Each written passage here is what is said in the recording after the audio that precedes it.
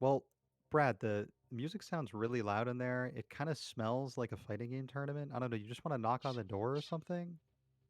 I I hate being the person that knocks on the door when I get here. It always feels like you're just supposed to walk in.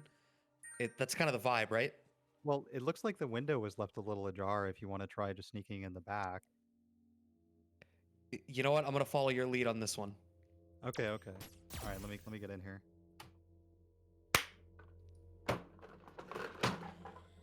All right. Yeah, I'm holding it open. There's plenty of I, space. The tournament's in the other room. Just come okay, on. I wasn't prepared for the amount of audio engineering that's happening at this tournament. Here, just take my hand. We're making it into Okay, Casa. It's okay. week 45. It is the first week of season 6, is it? The last season, most importantly, the first season with the V-shift mechanic, and we have finally snuck our way into Casa. Let's maybe here, let me brush that dirt off of your coat. Got a little bit messy on our way into this digital online Casa, but we made it in now here safely. Commentating with me is Brad Muse. I was absolutely not, I wasn't aware that we were doing Friday night live fights featuring Monkey Business, Kate McKinnon, Pete Davidson, and Brad Muse. I wasn't ready for the live improv. I had to brush off some skills that I haven't used since I was a freshman in college. Maybe it's because my freshman year in college also had an improv class that I'm ready to commentate or set up impromptu scenes on commentary. We got to move and improvise right into the match right now. It's Carlton Banks versus Mylin, who is playing Poison instead of Laura. You might not expect this if you know Mylin, but it's a new season. Could be a new season in the career of Mylin, who's picking up a nice character to complement Laura in the same way that Idom did a long time ago. Yeah, and I know Poison got hit a little bit with some nerfs going into this season, but I think going into this matchup is a decent enough choice. I mean, Birdie's going to kind of have buttons that are going to contest with Laura much better, and Poison's going to play that mid-range game, gets that cross up. Carlton Banks stuck in the corner in the VT, and we see the activation. There was a damage nerf to the fire. Is it going to be the thing that makes the difference? No, it will not. Fire still hurts. You wouldn't expect it to hurt Birdie. That man just ate the spiciest pepper in the world. That's a ghost chili, maybe a habanero. Either way, it turned his whole skin red. Sometimes he can turn his chains red with that spicy, fiery pepper energy, but he can't handle poisons. No, sir, not today. Yeah, if you tune in later when Carlton Banks is out of the tournament, that birdie will put up the reaction video on the Spiciest Chili on their own YouTube channel. I'm sure. Starting to walk down behind these whips, not finding the jump in. Oh no, a little bit of overcommitment gets punished. Yeah, Carlton very eager to find that medium punch in the Bullhorn. Bullhorn does give the best Oki for Birdie, so you want to go for it, but I think at that range, Sweep would have been the combo off the jump. Also an option for Birdie is Crouch Heavy Punch. Huge range on that one and also cancelable. Got to keep that in mind. As you have VT at the ready, you can cancel into it from anything. This is a great activation for Birdie. Huge corner carry for Carlton, who has to fight a few V-reversals maybe from Mylin. Not this time. The overhead kills in one hit. I actually looked away to look into the bracket for something later, and I looked back, and it did chunks. Dash up, anti-air from Mylin, trying to more aggressively take up some of this forward space. I feel like Mylin was walking back a lot in that last round, ending up in the corner, so choosing to be a little bit more the aggressor this round, plus frames on the heart rate. Now we reversal those. We reversal those as Birdie, especially because Birdie only has 4-frame normals. That EX heart rate from Poison used to be +2 on block. As of Season 6, it's +1. It's all the same for Birdie. He's struggling either way, and he's struggling in the corner right now, getting his armor thrown.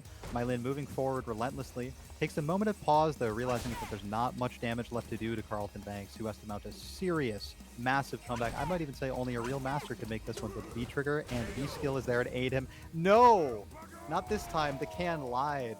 Not protecting us from the anti-air. Mylin's still flexing that button, which anti-air is just as well from that range as it ever has. But Capcom, Carlton Banks said, I thought you nerfed Crouching Strong. Well, Carlton Banks, said Capcom, only if you're crossing them up. Round one. You It's were true. not. Fight. Only if you're crossing them up, and Birdie with a floaty jump that he has really struggles to cross up anyone in this whole game. He's got to be very close to you to get that cross-up jump medium punch and hit you with his belly. And the belly doesn't even do as much damage in this costume as he has a six-pack instead. Oh, It doesn't weigh wow. as much. Much respect to Carlton Banks for swinging in that scramble. Oh my god. Carlton Banks' answer seems to be to hit more buttons intelligently, and it is working out. EX really aggressively controlling the space, finding the jump out through the command grab is Mylin, and now we have VT activate on deck. Are we going to see the cash out? Saving it for a No, mix-up. on next hit. Mix-up opportunity on activation is there. Oh, out of the sky, a Oh. bullet for a dolphin grab, but this sets up Oki here. And so we see a Oh. backdash away from throw. A backdash. Had no meter for V-shift or anything. Mylin was really on the ropes there. Carlton Banks needs to find something else. Almost finds it with the X grab, which doesn't get punished. Looking for activation. Mylin knows it. That heavy bullhead whiffing today and getting whiff punished by Mylin, who scouted out all the aggressive options from full screen. This character selection from Mylin is working out beautifully. It's exactly what you want to see. It's the same thing we said out the gate as to why you might pick a Poison over Laura in this matchup.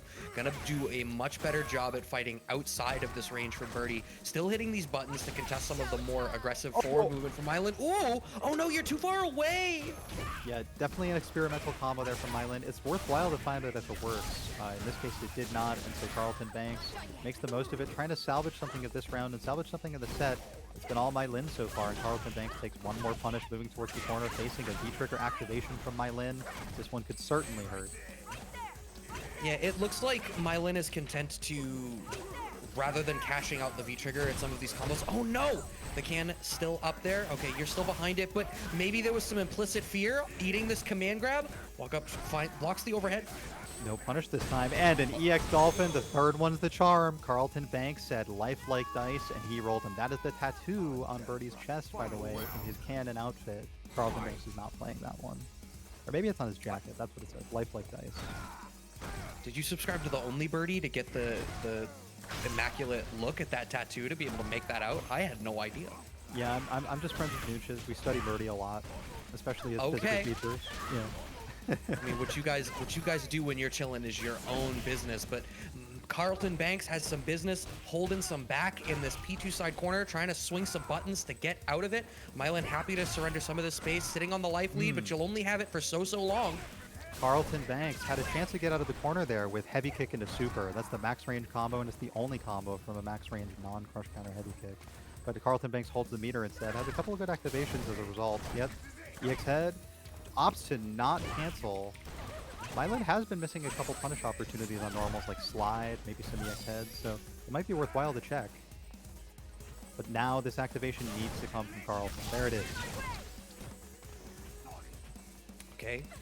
Really, one thing to point out, I feel like Carlton, after that one round with all the command grabs, has been really utilizing the regular grab, and I think especially, like, we didn't really see Mylin jumping out of those at the time, but already preemptively switching to try to keep this other thing. And obviously, you get to load those option selects behind it, right? That we've seen all the Twitter tech, everyone's blowing Yep, up the new super. stuff. The wake up super, that's the new stuff too, but we were ready for that.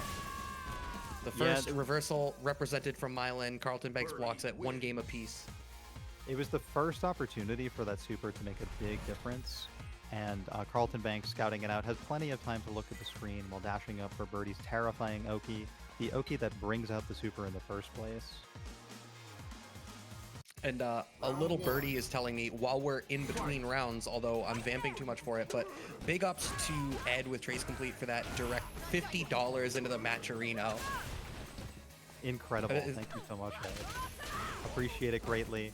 Also appreciating the offense on display from Mylin right now. Carlton still having to come off these V reversals. I mean, that's always a detriment to the game plan. We've seen mostly very late and desperate activations from Carlton Banks this whole time. Yeah, I mean, I feel like that's kind of a testament to the matchup, though, right? Is, you know, Carlton Banks, if Mylin is playing the matchup the way that they want to, Carlton Banks is going to slowly bleed until they get to this point. The V-trigger activation represents the ability to cash out more damage in less decisions. So it's kind of needs to be that big momentous swing, and that's exactly the situation that we're at right now. You have VT on deck. It could be the great equalizer. You still need to get through the wall. What I'm intrigued by is that Mylin is dashing forward behind a couple of these crouch fierces and trying to cheat through the face. Not the face, the space, I'm sorry. Eating the face with the whip is Carlton Banks. Yeah, I mean, Birdie's always looking to eat, right? We know this about his character. Unable to bite and catch the whip in time, though. Instead gets anti-aired by it. And Mylin advances. to set point here. Excuse me, no. The 2-0 advantage point. This is the Casa. We do rock 3 out of 5, so there is still time for both of these players to make these adjustments.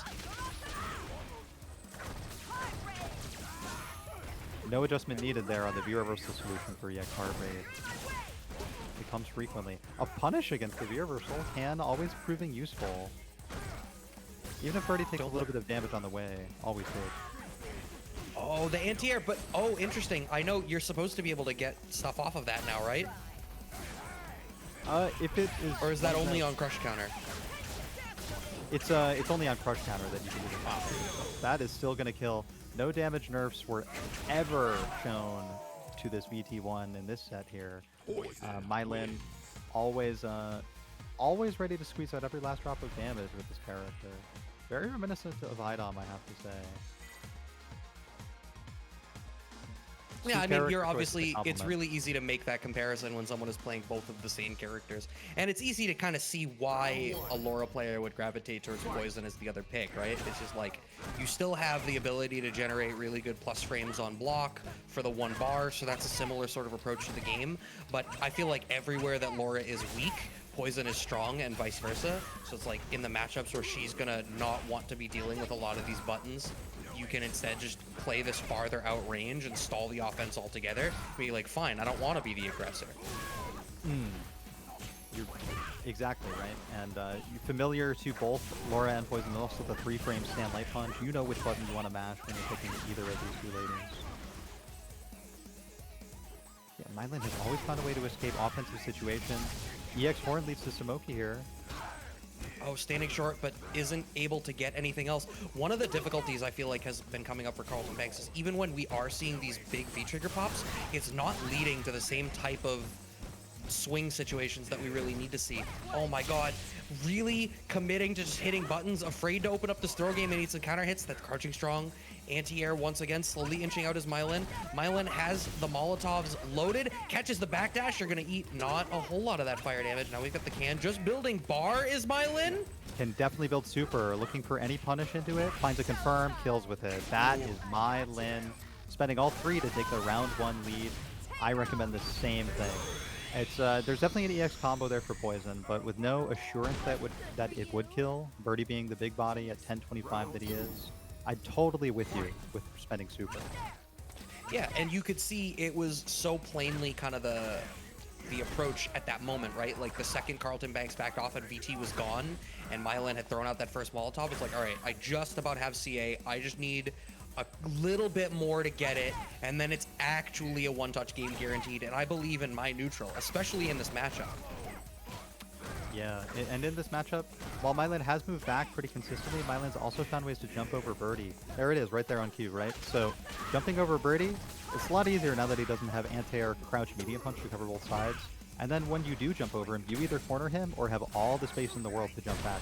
So Carlton Banks has to maybe play the corner game a little bit patiently from more far away and find satisfying, rewarding ways to anti-air Mylin. V-Trigger 2 from Birdie is pretty good for that. Otherwise, Birdie's still going to struggle against the cross-up and have to go for some air-to-airs. Yeah, I feel like the difficulty is Mylin's defense has been consistently good enough that Carlton Banks is being forced to play a little bit riskier.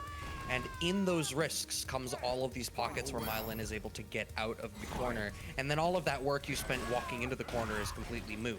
And that's kind of been the consistent thing, is it's just like, it is an atrocious transactional matchup, and Carlton Banks is not able to maximize the opportunities when they do get into range. And we're starting to see some adjustments. We weren't really seeing the chain represented at all up until now. Now kind of trying to bring it out a little bit more, but it seems as though the whip probably beats the chain, if not slightly in range, at least in terms of startup. Now Mylin, the aggressor, has to armor through, no VT to activate, so just cashing out on it. I definitely wanted to draw attention to Carlton Banks' choice of low medium kick there, already acknowledging just how much mileage there is in the walkback, right? So Mylin gets tagged by another low, but it's never the most rewarding thing from Birdie. Birdie is often incentivized to go for the sweep instead, or try to crush counter backdashes with his heavy kick. We saw one crush counter against backdash earlier off heavy kick, but Mylin wasn't a victim of a full combo. Carlton Banks needs to spend some EX there. Oh no! Range trade, that's gonna kill! Yes, absolutely. Carlton Banks, you had the homie setup, the satellite orbit of the can dropping down. It was ready to protect you, but you weren't ready for the follow-up. That was exactly what you needed, and it didn't work out. Mylan taking it 3-1 and really showing the dominance of that poison pick. Yeah, she got a little bit of nerfs going into this season, but that didn't really matter when the sort of foundational elements of what made this matchup good for you are entirely untouched. You don't have to worry about, you know, your anti-cross-up anti-air being gone in a matchup where you are reliably keeping the other person at arm/whip's length the whole time anyway. Whip's length is about 4 birdie character lengths as well. And at the same time as Whip's length was reached, Mylan often found times to jump in quite aggressively, whether it was like rolls or forward dashes or converting anti-airs into offense using V-Skill 2, as Poison players often do. Mylan was just as unpredictable as they needed to be, clawing their way through that set. Winning the War of Attrition as the zoner, it takes a great level of determination and patience, because in a scramble, Birdie will certainly be out-damaging Poison and most other characters in the game. He's a scary guy. Yeah, but you know what else is scary? The amount of coupon codes that I'm going to operate under the assumption that we have left. You can use Casa SFV45. I've already entered the exclamation match Reno in the chat for all of y'all. So all that you got to do is hit that link, sign in with the Twitter account that we all know you have, because we all know that you've been watching all of the Twitter tech proliferating for season 6. So you know all the anti-V shift tech. You know how sick Ryu's looking. You saw the Javits Ryu stuff. You saw Standing Strong and a Standing Fierce and BT1 combos. You were like, ooh, that's pretty sick. Well, you could use that Twitter account to log in on the match Reno and put that free 50 cents in to pay out these players today that are helping us break in the new season of Street Fighter V here at the Casa. Yeah, helping us breaking it in, bearing witness to how many ways the game is being broken into, in the same way that Brad and I broke into the Casa tonight, sneaking into the commentary booth. The form follows the content here in Street Fighter V. In fighting games, the most fun thing to do is try and find the way to break the rules. And in the previous matchup we saw between Poison and Birdie, both dressed in relatively punk outfits, we saw the fun that can be had by characters who break the rules as well. But we got a whole new set of characters and players coming in for you right now on the Casa as we continue here at Winners. Inviting right now for the other half of this Winners side top 8, we have Fluxwaves and Marvisto. Speaking of breaking the rules, and I'm disappointed that I don't think that we're going to see it at all today, but Dan, I feel like that V-Skill 2 breaks the rules, and I'm so excited to see how that character develops. In what messed up world are we living in where Dan is one of the most interesting characters in a Street Fighter title, legitimately? Dan's got reverse beat, V-Skill 2, ready to take any fierce or heavy normal and just make it potentially safe for plus on block. Give yourself a nice cancel window to work with. I mean, the character is so freeform and fluid just on the basis of that alone that you don't mind whatsoever if you're giving the opponent V-bar every time you use your V-Skill. V-Skill, a big buff for our Mika here in this matchup. I've been waiting to see her. We're definitely going to see V-Skill 1 here. Perry never saw too much use for Mika. V-Skill 1 now for Mika allows her to combo into her command grabs on hit in the same way that she combos into her super command grab on hit. So it actually extends the range of your whiff punishes into big 1-bar damage by a massive amount. Tons of new optimal combos with Mika if you happen to have 1 bar and V-Skill at the ready. Yeah, meanwhile, we were seeing Honda represented from Marvisto. He played a lot of Honda in, you know, this last year too. I'm a little, I will say, disappointed to not see the Ryu, because I loved Marvisto's Ryu, and I would love to see what that looks like unshackled. But sticking with the Honda now, even if it's the cursed Kappa costume. Yeah, but this is also a keepsake and something we've come to know Marvisto for. Always finding a new, ugliest color for this Honda. This time we're looking like Psyduck. This time we're looking like we have a real anti-air. We're playing our Mika in 2021. EX Wingless Airplane is air attack immune on frame 1 now. It's real. It's worth reacting to stuff with it. And Marvisto no hit has to confirm back this time. off. Marvisto. Oh, never mind. It came after just a bit of a lag spike. I was wondering where the sound cue for that medium punch EX hit confirm was. But I don't think a Mika player has missed that since 2016. Oh yeah, I mean, I feel like that's been a super consistent and integral part of her kit for so long, and like the second it became what she needed, if you were playing Mika, you had to have that on deck. Mm-hmm. And we just saw a second one while we were talking about it. Fluxwave scored some damage, but didn't win anything in the corner tug-of-war thing that we got for. Found huge victory, both with a V-skill and a full combo punish on the jump in. And this means Yeah. Fluxwave is very armed right now. Any grab will hurt a lot. It seems like Marvisto was trying to find a way to challenge that. And one of the big things about these install V skills is you always need to be prepared to challenge your opponent for getting these V skill stores. But you could kind of see wasn't necessarily prepared to answer it. It's one of the newest things that you really need to respect, because obviously Mika wasn't using it super frequently before. It's way more dangerous now. Speaking of danger, you're in this P1 side corner getting mixed. You get hit by the stand strong and the grab to finish it out. Fluxwave's taking the first game. Yeah, it does so with mounted comeback against a fully loaded Honda.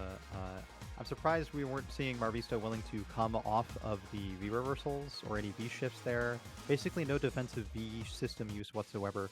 And against Mika, I understand the temptation to jump. Of course, you can kill if she happens to do command grab, but we hardly seen any command grabs from Fluxwaves. Maybe one or two, and not even in the clutches of situations. Usually the early round command grab. Hey, Right. we've seen it in combos now too. There you are. There's the change. Yeah, super optimal combo right there. Especially given that the V skill provides a damage buff for the command grabs themselves. And No, super. dash forward. Wasn't ready for the neutral jump though, was Marvisto. All right, just backdashing through the pressure. Oh no, wow, the body splash beating the headbutt. Yeah, heavy headbutt is a great anti-air against normal jump-ins, but Mika has had plenty of ways to mess with her jump timing. Dive Bomb took a couple nerfs this season just to make it more consistently punishable. None of the Mika players mind. We're still going to be throwing that thing out.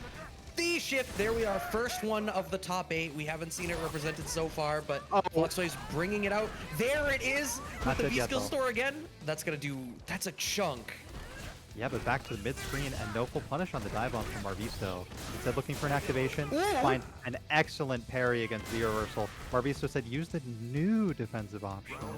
Go backwards. Don't hit me. I'll armor that. It's VT1. We're gonna have to see. I mean, we were talking about it before the stream went live, but the only Honda players that I've talked to were not super thrilled about him going into this season. Oh my god, maybe it's gonna depend on the matchup. Right now, this matchup not looking stellar. Has to armor through the body splash, finding the air-to-air with the jump jab.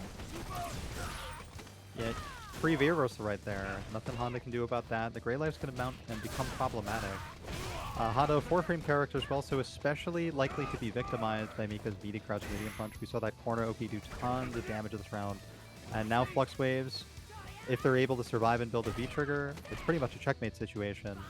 So is taking this command grab. Oh, it looks like it was Oh my medium, god, maybe just light. barely. Yeah, Honda's still a big boy.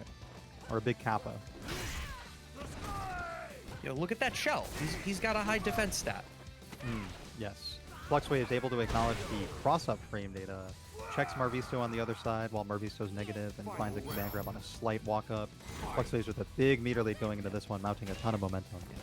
Clearly the problem was Marvisto trained his Psyduck to be defense. He EV trained for defense, but Fluxwaves trained Mika on Monster Hunter and EV trained for offense, so it kind of nullified each other. That was the real problem there. Absolutely. And Pokemon all references are different topical options. today, right? They certainly are. Pokemon's fresh on the mind. Fresh on the mind too, or Mika buff, a scramble situation. Oh, left them God. both scrambling. That's still going to be a one-hit stun and a kill. Don't worry about the scaling. I mean, we could see a super build here, but EX combo's just as fine. Yeah, Fluxwaves doesn't mind. I mean, in a matchup like this, we have seen Marvisto play Ryu against Fluxwaves Mika many times in the past. It's gone a little bit better, and so far, twice in a row, it hasn't gone too well. You're willing to experiment in the Casa, but it is winner's bracket, so maybe Ryu could come out later, stick it with Honda for now, but we'll see what the decision is. It's coming up. It's on. I wouldn't have anticipated Ryu here. You know, one of the things, even with all the buffs, it is still Street Fighter V. I feel like unless Marvisto's feeling really warm on the Ryu and really trusts his ability to use DPs to contest, like if you feel like you can DP a drop kick or something, then maybe you make that choice. But immediately in the face of a fireball game, Flux Waves is going to go to the air, and now you're dealing with the guessing game of body splash versus regular jump in, and that's something that he's already not answering super well. Yeah, it's true. And even that fierce normal almost got jumped in on. Thankfully, it moved Marvisto forward.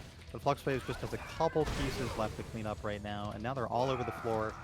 You know, both of these players took a while to work in any V-shifts in the set, and as you can see, we're playing on the old training room stage. They're not exactly embracing the future.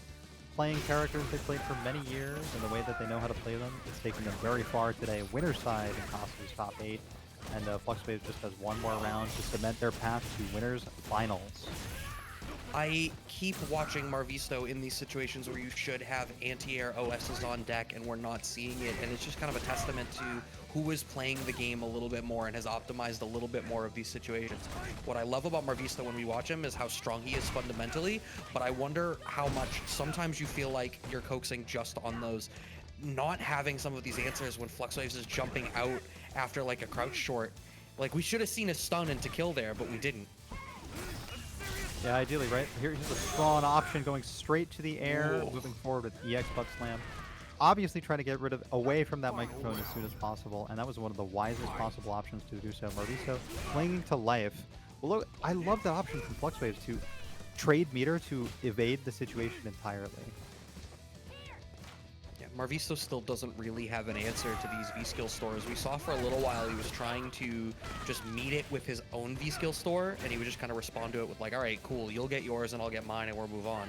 But I think Flux Waves is proving to be a little bit more impactful. The drop kicks made a huge impact as well. Marvisto hasn't been able to anti-air it once, only guessing it right a couple times on the defensive situations after. Otherwise, it's just been a wasted V reversal. But this is a big situation for Marvisto now, who still has a full V bar, and this V trigger does tons of damage even without EX meter. So it could be Marvisto's saving grace to stay alive in the set. Yeah, you even see Marvisto, you saw a minute ago backing off to get out of the range of the most traditional Nadeshiko activation routes. The V-skill charge, but he uses it to charge the headbutt to get through. Gets a little bit of damage for it. I was calling it. I needed to say it. I needed to say it. I was thinking of just interrupting straight up. We haven't seen a single EX Oicho, and no better time to bring it out than when your life depends on it, right? It came after a dash. I thought it might be an Oki situation type of grab. But it feels nice to give a grappler a taste of her own medicine in the form of a bright orange glowing EX command grab on a yellow Psyduck that's already glowing with excitement and anticipation. The same shade of the HUD, the life bar, the fight that we just saw on the screen. It's been a good day for the color yellow. Oh my god, fierce! So much great life. Flux Waves decided to meet that intensity with some intensity and just opened up a mauling on that round. Butt Slam managing to trade sides. Okay, answering with a body splash of their own as Flux Waves, and now we're back to mid-screen. Really Forward trying movement. to be the aggressor is Marvisto. And I think Marvisto found out that Flux Waves loves to hold back and not down back after the first tick. We've seen a lot of micro rocks out of there. This is very useful information for a player like Marvisto, who can arm themselves with a cancelable low if they get V-skill. And with a cancelable low, you can really hurt Flux Waves for walking back out of the Ranger offense. Holding that forward medium kick, willing to take the Great Life as Marvisto, but then loses it to a medium punch. Well, I didn't even try to contest with an anti-air, trusted that the range was not super scary, but now you have to weather the storm as Marvisto. Jumping out of the corner is Flux Waves to continue the offense going. Some pressure behind the hands, and now we're chasing down. The V-shift! Yeah, a lot of Great Life on that V-shift. Flux Waves could find a couple ways to kill here, especially with this Great Life now, not even going to need any meter of any kind. Trying to save a lot of meter with the throw. No EX there. EX Oicho would have led to good Oki. That's going to kill right there. Flux Waves advances to set point one more time. If there could be another if Marvisto takes this one. He'd have to overcome a big meter deficit. Yeah, the meter deficit is huge here. Fluxwaves is going to have the opportunity to cash out some really big damage. And if we see any back off into a V-skill store from Fluxwaves as well, you need to be even additionally worried. Already stuck in this corner. You have to deal with the plus frames. That's a big crush counter. What's the mix-up going to be? Left, right, ends up Medium right, swinging you back into the corner. There's the V-skill activation. Yep, so that cancel from forward heavy punch from Mika cancels much faster into V-skill than it did before. So you get to meet both quick rise and back rise off that setup. It's incredible. That's a shame as Marvisto. Yeah, you saw that the stun was mounting, but instead forced to back off, didn't want to deal with V-reversal or V-shift or anything like that. Now trying to respect the activation routes, like you had said, unfortunately isn't able to contest it. Dealing with the plus frames, has to V-reversal. Now you're feeling a little bit better here if you're Marvisto, having just one bar now. You can maybe find a kill with a V-skill combo and one bar. It does huge damage. Oh, a whip punish, but no super. It surely would have comboed. That EX command grab's going to kill regardless. There's a V-skill loaded up on that one. And Honda goes down. He lands face first. His shell couldn't protect him. The Kappa dies in winner's bracket. Going to have to find a new life hatching down in loser's bracket, where there's a whole mess of demons and predators ready to play against him. That Honda looking a little bit like Dana Carvey. He was not turtley enough for the Turtle Club. He's exactly turtley enough for the loser's bracket, though. Will drop down to play Shin Akuma, who managed to take it 3-2 over Zonk Muscle in one of our loser's side top 8. The opposite of that is Zaffarino took it 3-1 over Hardman and moves on to play Carlton Banks. And then waiting in the winners finals to play Flux Waves is My Lin. There is the possibility of Poison Mirror here, but I don't anticipate either player necessarily wants to pick into that. We do see loading up into the lobby already is Zaf, which means we are going to get Zaf versus Carlton Banks. And that means we're going to get another classic tale of zoner type character versus Birdie. Carlton Banks already familiar with the task of chasing down an opponent, but with Zaf Sagat, you're going to get a little bit less mobility backwards, maybe a little bit more forward movement suddenly. Sagat very well armed with Tiger Knee now. Kara Tiger Knees, more powerful too. He cancels sooner into those knees. They can be up to +2 on block if making contact on their last active frame. A lot of great information and numbers I can toss at you about these Sagat buffs. Just know that they, no matter how we try to quantify them, they are significant, and Zaf is pleased. Almost a big responsibility to learn how to use these buffs quickly. I feel like the best way to describe the Sagat buffs is it feels like a sin to reference Naruto instead of Dragon Ball, but I'm going to reference Naruto specifically because every Sagat player was getting their ass kicked by Gaara, and Gaara was Street Fighter V. But then they took off the ankle weights. Capcom gave Guile permission. Gave Sagat, see, I said Guy because I was already thinking of Naruto. I got myself all mixed up. The point is, the weighted clothing is off, and Sagat is operating at peak efficiency. The ankle weights are gone, and it's manifested in faster Tiger Knees. The Fireball game already starting from Carlton Bank. Wow, from Zaffarino. Yeah, so Zaf dashed straight into a roundhouse there, but finds an excellent punish on the Birdie forward heavy punch. Finds another one right away. Zaf demonstrating their knowledge in the matchup, not wasting a second. I mean, definitely going to know the matchup. Zaf played Birdie for a little bit. I think it was maybe season 3 or season 4 that Zaf played a little bit of Birdie and played a whole lot with Mena for a long time. So definitely going to be familiar with the matchup. Yeah, and Carlton Banks not looking too familiar with the spacing on that BT1 activation combo. Maybe expected the Flame Breath to make contact. A lot of Birdie players often struggle in that kind of specific spacing circumstance. Zaf doesn't mind. Zaf's going to resume being the wall that he's always been known to be. Yeah, that standing medium kick is the money button. It's like the secret sauce of this kit. Right. It's the penny stock. You invest in it early, use it a lot throughout the round, and it will pay dividends for you. The best option. One hit stun situation though here. And just out of range of the throw is both players. Mix-up fails. Overhead goes unpunished, and Zaf continues holding down back. Even ducking with the Tiger shot just gave that EX Dolphin even more time to land. A lot of tension flying through the air. Birdie takes a long time to reach a crouching opponent, but he reached eventually and took the round doing so. So one round apiece, we're going to have to see how this ends up going. I think both of these characters have the ability to contest each other's limbs. Ooh, there's that buff. Did you see how fast that Tiger Knee came out? Yes, and how plus that EX knee with V-skill loaded was. Actually looks like it was jailing into a crouch light kick, hit confirmable light frame trap option. I mean, Sagat's an offensive machine with his V-skill 2 loaded. As nice as the juggles on 1 are, you're definitely going to be seeing 2 from most Sagat players who prefer the utility to the raw damage. Because you're getting that raw damage when you're already winning super significantly after a stun or something. Oh, hard reads, but no panning out on the side of Carlton. Has to armor out defensively using the V-trigger to finish up the combo. And now, okay, you have one more chance as Zap. I am, okay, I was about to say shocked that there was no reversal, and then I looked down at the meter and there wasn't one, so not that shocked. Yeah, Zeph did have B-Var for V-reversals or V-shifts. Shift could have been pretty good in that situation off EX Chain, which I've never known to have Oki. It looked like a pretty contestable dash from Carlton, frame-wise. However, it's also a dash in a place we rarely see it, off of a move we rarely see. So I can understand Zaf being a little bit cautious, making some love to down back. Carlton Banks very ready to take advantage of that, though.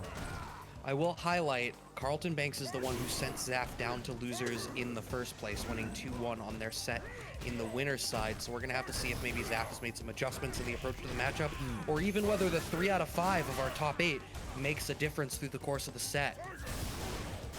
Yeah, EX Horn on reaction to a Tiger Shot. Perfect spacing for that, and a Bullhorn whip punish to set up some Oki. Something got command grab there. Zaf's reversal got thrown. The second one got crush countered. Zaf crushed throughout the entirety of that round. Betting big on defensive decisions that were aggressive in nature. None of them paid off. The thing about Zaf, especially in a 3 out of 5, is he will... Sometimes he's willing to make those, especially when he's already feeling on the back foot, just to incept that idea into your mind. And that's how you start to see exactly that. Now we see defensive back throw when he's by the corner, and you start to see you get this little bit of breathing room because they respect the DP. The players have decided to wait out some lag here. The universal body language of doing so is, of course, pressing your light button. Obviously, I'm buffering off of that light button when I'm waiting for the lag. They're playing again now, don't you worry. You're a bad man. Ha ha ha ha. Always. Mess with it, I swear. I'm still fighting. Excellent punish. Oh my god! Alright, and we know what the Oki situation is here. You know it, baby. It's meaty Tiger Shot. Let's see it. A nice low one. Ah, it's backdash. I imagine wanted to backdash so that if there was a bullhead and to activate, he'd be able to whiff punish, but didn't ultimately end up needing it, cleaning out the round off the standing medium kick. But Carlton Banks moving into this next round fully stocked in the back. Yeah, the cost of winning a round convincingly with super, but Zap building plenty of meter back on the offensive spree here. Carlton spending some to get out of the corner, but Zap not backing past that blue line in the middle just yet, and not punishing that sweep this time. We've seen 2 in a row so far. Kara heavy DPs from Zap. Not that third one, though. Maybe feeling a little frazzled. Not that time either. Maybe it could have been the spacing. It's never worth getting crush counter punished over, trust me. Utilizing that standing medium kick once again, trying to ensure this match stays on the slower side. Ooh, okay. Taking huge advantage of meaty Tiger Shot to install a V-skill. V-skill lets you go over these cans pretty freely. Ooh, that was Too so close. smart. The empty jump over the can because he knows he's in a range where the anti-air will not connect if he empty jumps, and then managing to clean with an anti-air of his own, showing I got the better anti-air game. It's not just in the kit, it's in the player. Yes, and an anti-air achieved off of can on hit. Zaf bounces right off of the can after walking over it, potentially intentionally. I am very impressed by that conviction with which he mashed that DP. It ended up being the right choice. Birdie's floaty jump looking floatier by the day. That's a punish for sure. And again, we're fighting for mid-screen here. Punishing sweeps, just like we started the set doing. And by we, I mean Zap, of course. Carlton, on the other hand, getting punished for doing sweeps still, is going to have to find some more creative solutions for this wall of Tiger Shots and medium kicks. Yeah, I mean, like, on the one hand, you kind of figure maybe you want to go to the air and represent that. That's obviously an answer on Fireball games, but, I mean, against Zaf's Fireball game, it's such a scary thing to do. You know, you don't want to be running into those Tiger uppercuts, even without the V-Skill 1 behind it. I mean, we've already seen EX Dolphin was an attempt at an answer. EX Chain now to try to go through it. It's just there's a pocket on the screen where he can armor through to try to do something, but Zaf is doing a great job of staying just outside of the range of all of these armor moons and then punishing instead.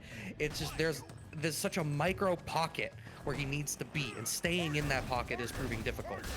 Right, with the quarterback throwing the Tiger shots, fully protected by an offensive line made up of normals like stand, median kick, and a defensive throw tech works out big time for Carlton, who now anti-airs. Zaf immediately corrects the mistake and jumps right out of the corner. Birdie in no shape to contest it, finds a crush counter that can definitely switch sides here. So the shift returns us to neutral. Mechanic functioning as designed, but it's neutral with Zaf in the corner, so it's really not neutral at all for him.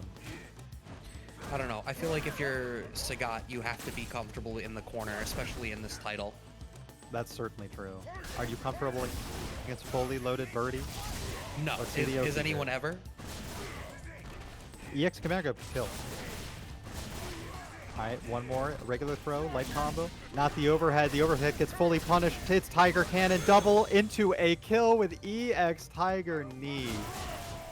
Spent everything he needed. You bet it on the overhead when Zaf had exactly enough resources to kill after a blocked overhead. I respect the hustle, but it wasn't your day, Carlton. 2-1 for Zaf, a reversal of fortune from the winner's side, but this one's 3 out of 5. So right. Carlton still has another chance. Zaf needs to maintain this energy and momentum moving forward. Yeah, I'm quite shocked we haven't seen an offensive command grab on OP here from Carlton Banks yet. With Birdie and V-Trigger, it does do nearly 300 damage. That hasn't changed. Everything he does is 25% more damage in this trigger. You have to be so careful of Red Birdie. You gotta be careful of Bullhorn too. It gives great OP. It gets denied by EX upper. And then what a scrambly situation with Sagat in the air. I mean, at least Birdie's in V-Trigger. Neither one of these players wants to block right now. I think you are seeing there is an intensity to the... Oh my god, there was an intense with punish. I talked about the pocket that you need to be in, and it's super specific. Yeah, whiff punish into what might have been a lag spike and a drop combo. I don't know, but Zaf still has Tiger Cannon at the ready. Could kill off of any buffer, especially look for Fierces. And overhead kills. The overhead. It's a high damage overhead. I think that's what makes a lot more players get hit by it. They're not expecting a single overhead to be ready to kill them, but Birdie's usually is. It is a back-heavy kick after all. Yeah, I mean, in the winner's side top 8, it was the same thing. I saw that overhead hit at one point, and I was like, where the hell did their life go?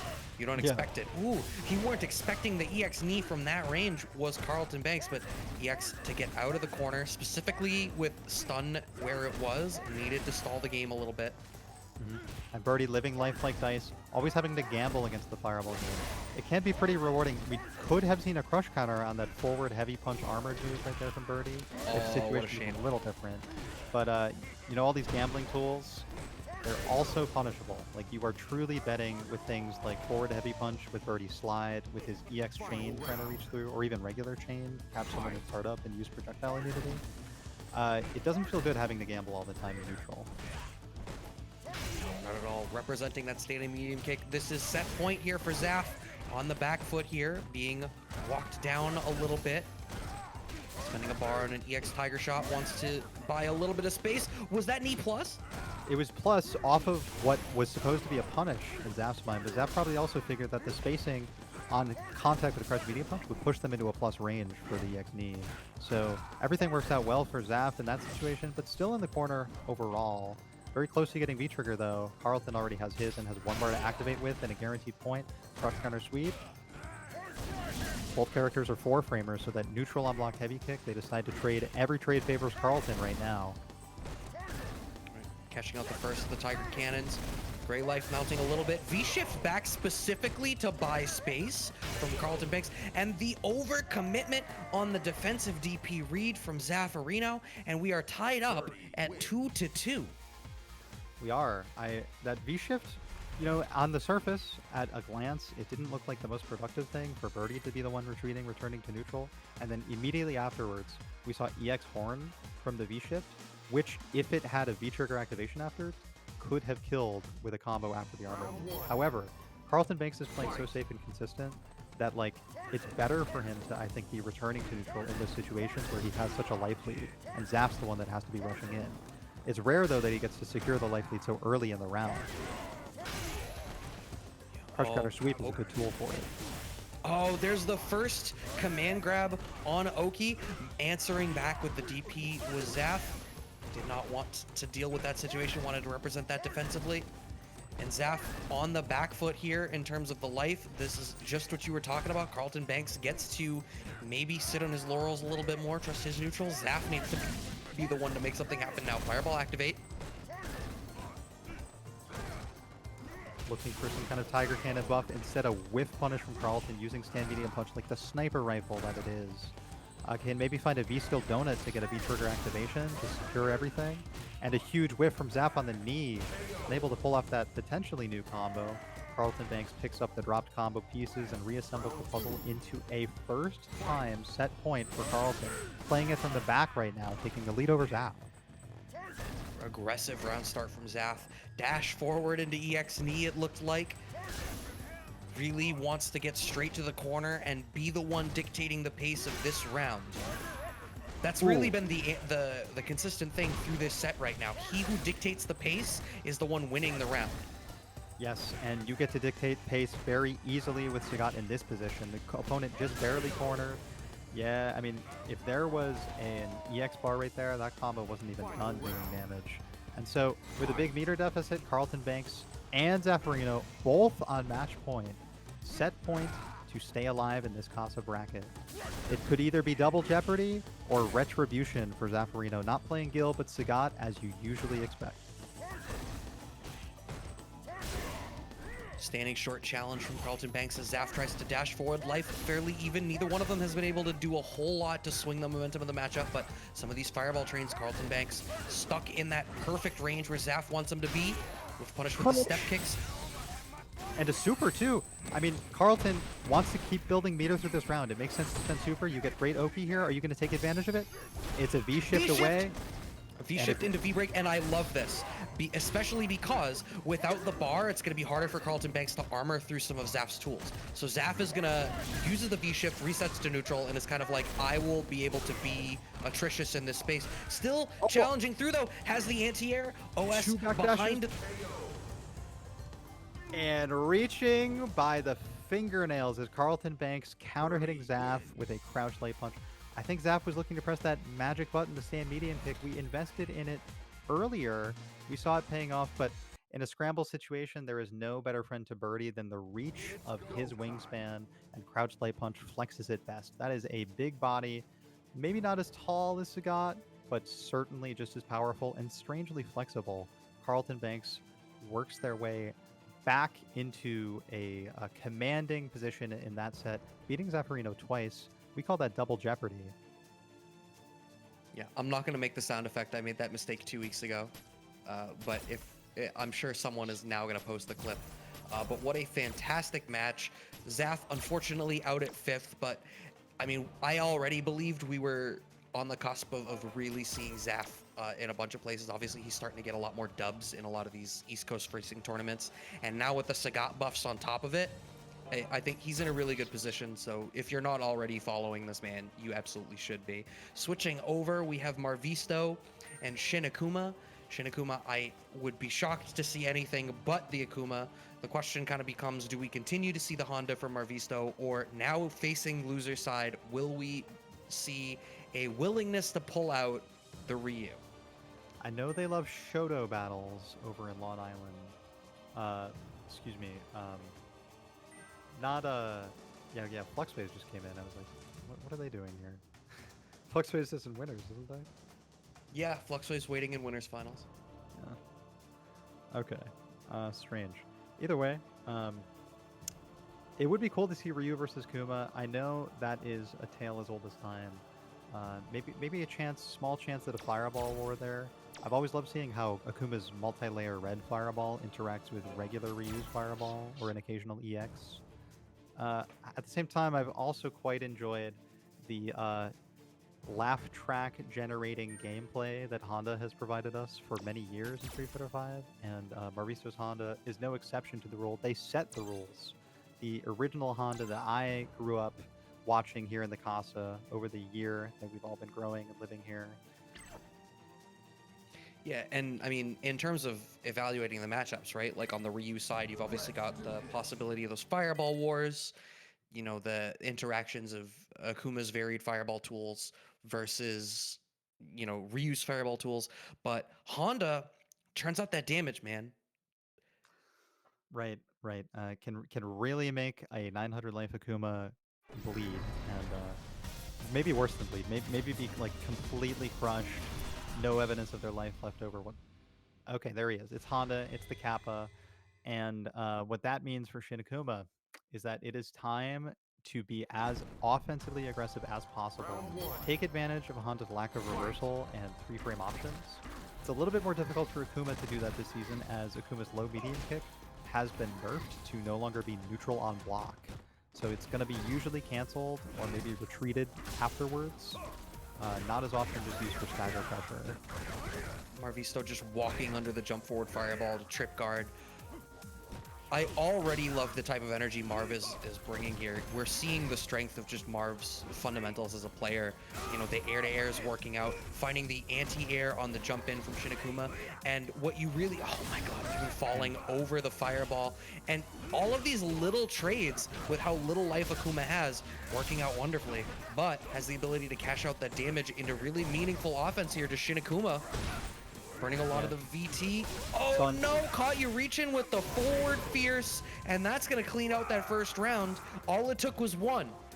What am I doing calling out stun? I should have known that Honda was dead. Stunned and killed at the same time. That's a rough way to go, but at least you don't see it coming. So Shin Akuma with such a meter lead can play as risky as they want this round. Probably not going to be committing to spending too much meter until we have evidence that the round will be competitive, and with the way things are going right now, we don't see one yet. Yeah, right. I think maybe you, okay, or you overcommit on the standing medium kick. I was going to say maybe you cash out. Okay, full belief. We have a VT activation afterwards as well. Only about 70% more life to go. It could have been an accident, maybe just looking for DP. And at this point, you can try and salvage the round with just meter building, but you build a lot of meter bussing ass as well. So trying to get some offense started, getting air-to-aired instead is Shin Akuma. Marvisto flexing the air-to-air option. We saw Marvisto fall victim to a lot of cross-ups earlier today in their matching winners. So having the air-to-air on deck is going to be super important moving forward through this tournament. Using that EX bar to armor through the fireball has been a pretty consistent option every time Shin Akuma's gone to the air fireball. Really good to represent. It's going to eventually dissuade that, and then you can start, you know, even more reliably trusting those air-to-airs to your credit. Stuck in the corner now. We are seeing those cancels of the standing medium kick. Another thing you pointed out. Oh, wow, Monkey Business is almost like you know this game. Yeah. I can anticipate how players change as soon as I read the patch list. For example, I knew that Marvisto would be playing Mr. Krabs' Kappa costume for this set in particular against Shin Akuma. A switch from the yellow Psyduck we've been seeing earlier. Only when we're seeing EX moves do we see yellow Psyduck now. Here's a V-trigger activation. V-reversal, still a great choice to immediately lower your stun, but it's going to be life that's more relevant in the next set of circumstances. Oh, it's stunned! It's still stunned! Never mind, I lied to you. Man said he likes money, and he could smell it. I mean, with Akuma sitting there stunned, Mr. Krabs is more than ready to loot him in the same way that we know he sold out his associate SpongeBob for a mere 62 cents in Season 2, Episode 23 or whatever it was. Davy Jones Blocker. That's where we are in this new advanced training stage. Locked in together. Only one of them will make it out of Davy Jones Blocker. You know what they'll find at the end? 2 gold doubloons. 2 gold doubloons. Don't drop them. Same way you gotta not drop whatever combo you find next. A small pickup off counter hit stand medium punch into Kara cancel light hand. That's always a funny pickup. Who knows what people do after light hands on hit? You never know. Ooh, EXTP into VT.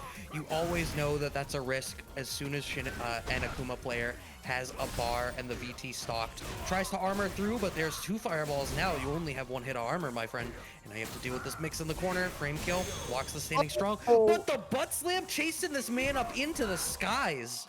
We're seeing the ceilings of this new training stage already. Usually we have to wait for a camera mod video to come out, but thanks to Marvisto being the firework that he is, shooting Shinakuma out of the air, we see that ceiling. Shinakuma knit him a sweater of tears and Marvisto killed him. I'm going to be crying a sweater of tears by the end of this set. If it doesn't slow down a little bit. I'm trying to get the most action I can and most learning I can out of this as a commentator. It's up to Shinakuma to slow down that pace. That was so great from Marv. Sees that there's sort of a shimmy kind of situation going, just answers with sweep. VT activate from Shinakuma. Now you're stuck in this corner. Once again, next hit is VT. VT is on deck for Marv, but you got to weather the storm of this offense. Oh, the EX butt slam to get out of the corner again. Shinakuma's going to need to recognize that this is a consistent defensive option from Marvisto. Blocks the demon flip palm, but gets thrown for it. 1 round apiece. Yeah, getting thrown. It's proven very useful against people with full V-bars who aren't willing to come off of V-reversal or V-shift. Not many people V-shifting into the corner, but you got to remember that you can cancel into other specials after your V-shift, and so I am waiting for Marvisto to start doing V-shift into EX butt slam to both exit horizontally and then attack vertically all in one gesture. Oh, thick anti-air there. 2 hits. Yeah, I mean, it's the kind of thing that we're going to see more and more as the players develop. You know, it's something that, you know, today we're not seeing a whole lot of V-shift. Maybe tomorrow we'll see more, and the next day, and the next day, and the next day, and the next day. Pick up the phone, you know what I hear? It's the next day. We're going to see Zaffarino doing V-shift into plus on block V from the spacing that V-shift brought Oh my them. god, the stuns again! It's like he gets a VT activation combo, and Akuma just concedes the stun. Yeah, I was not even thinking of stun as a relevant factor, and then suddenly Akuma was knocked out. I mean, that character probably has the lowest stun in the game, and Honda's VT combos probably do the most stun in the game, and that's a match made in heaven for Marvisto. And it sends Shinakuma to hell, the hell that is the loading screens of Street Fighter V, as we see maybe a character switch? Oh, no, that was it.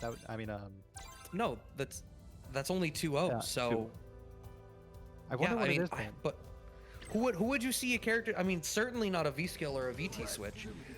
Probably just wants to slow the game down a little bit. I mean, the fact that Marv is getting these defensive EX butt slams super consistently and finding all of these hits on the VT, I feel like there's a little bit of anxious energy to Shinakuma, and maybe coming back and kind of shaking it off and taking that little bit of breather so that you can slow the game down and kind of get back to your roots. Yeah, so many corners have been escaped by Honda doing EX butt slam that I want Shinakuma to be ready to start maybe V-skilling some of these butt slams after walking back, calling them out from long range. V-skill is still a parry. You can still achieve nice combos when it punishes something. And if you only get hit by the downward portion of the butt slam, it is only 1 hit, so there's not too much to worry about there. You can also just stuff it by meeting with stuff like back fierce. EX red fireball is nice and plus on block. Honda's got no reversal to go through it, so gotta really force that offense and make it work. Stop letting him escape the corner, because you worked so hard to put him there in the first place.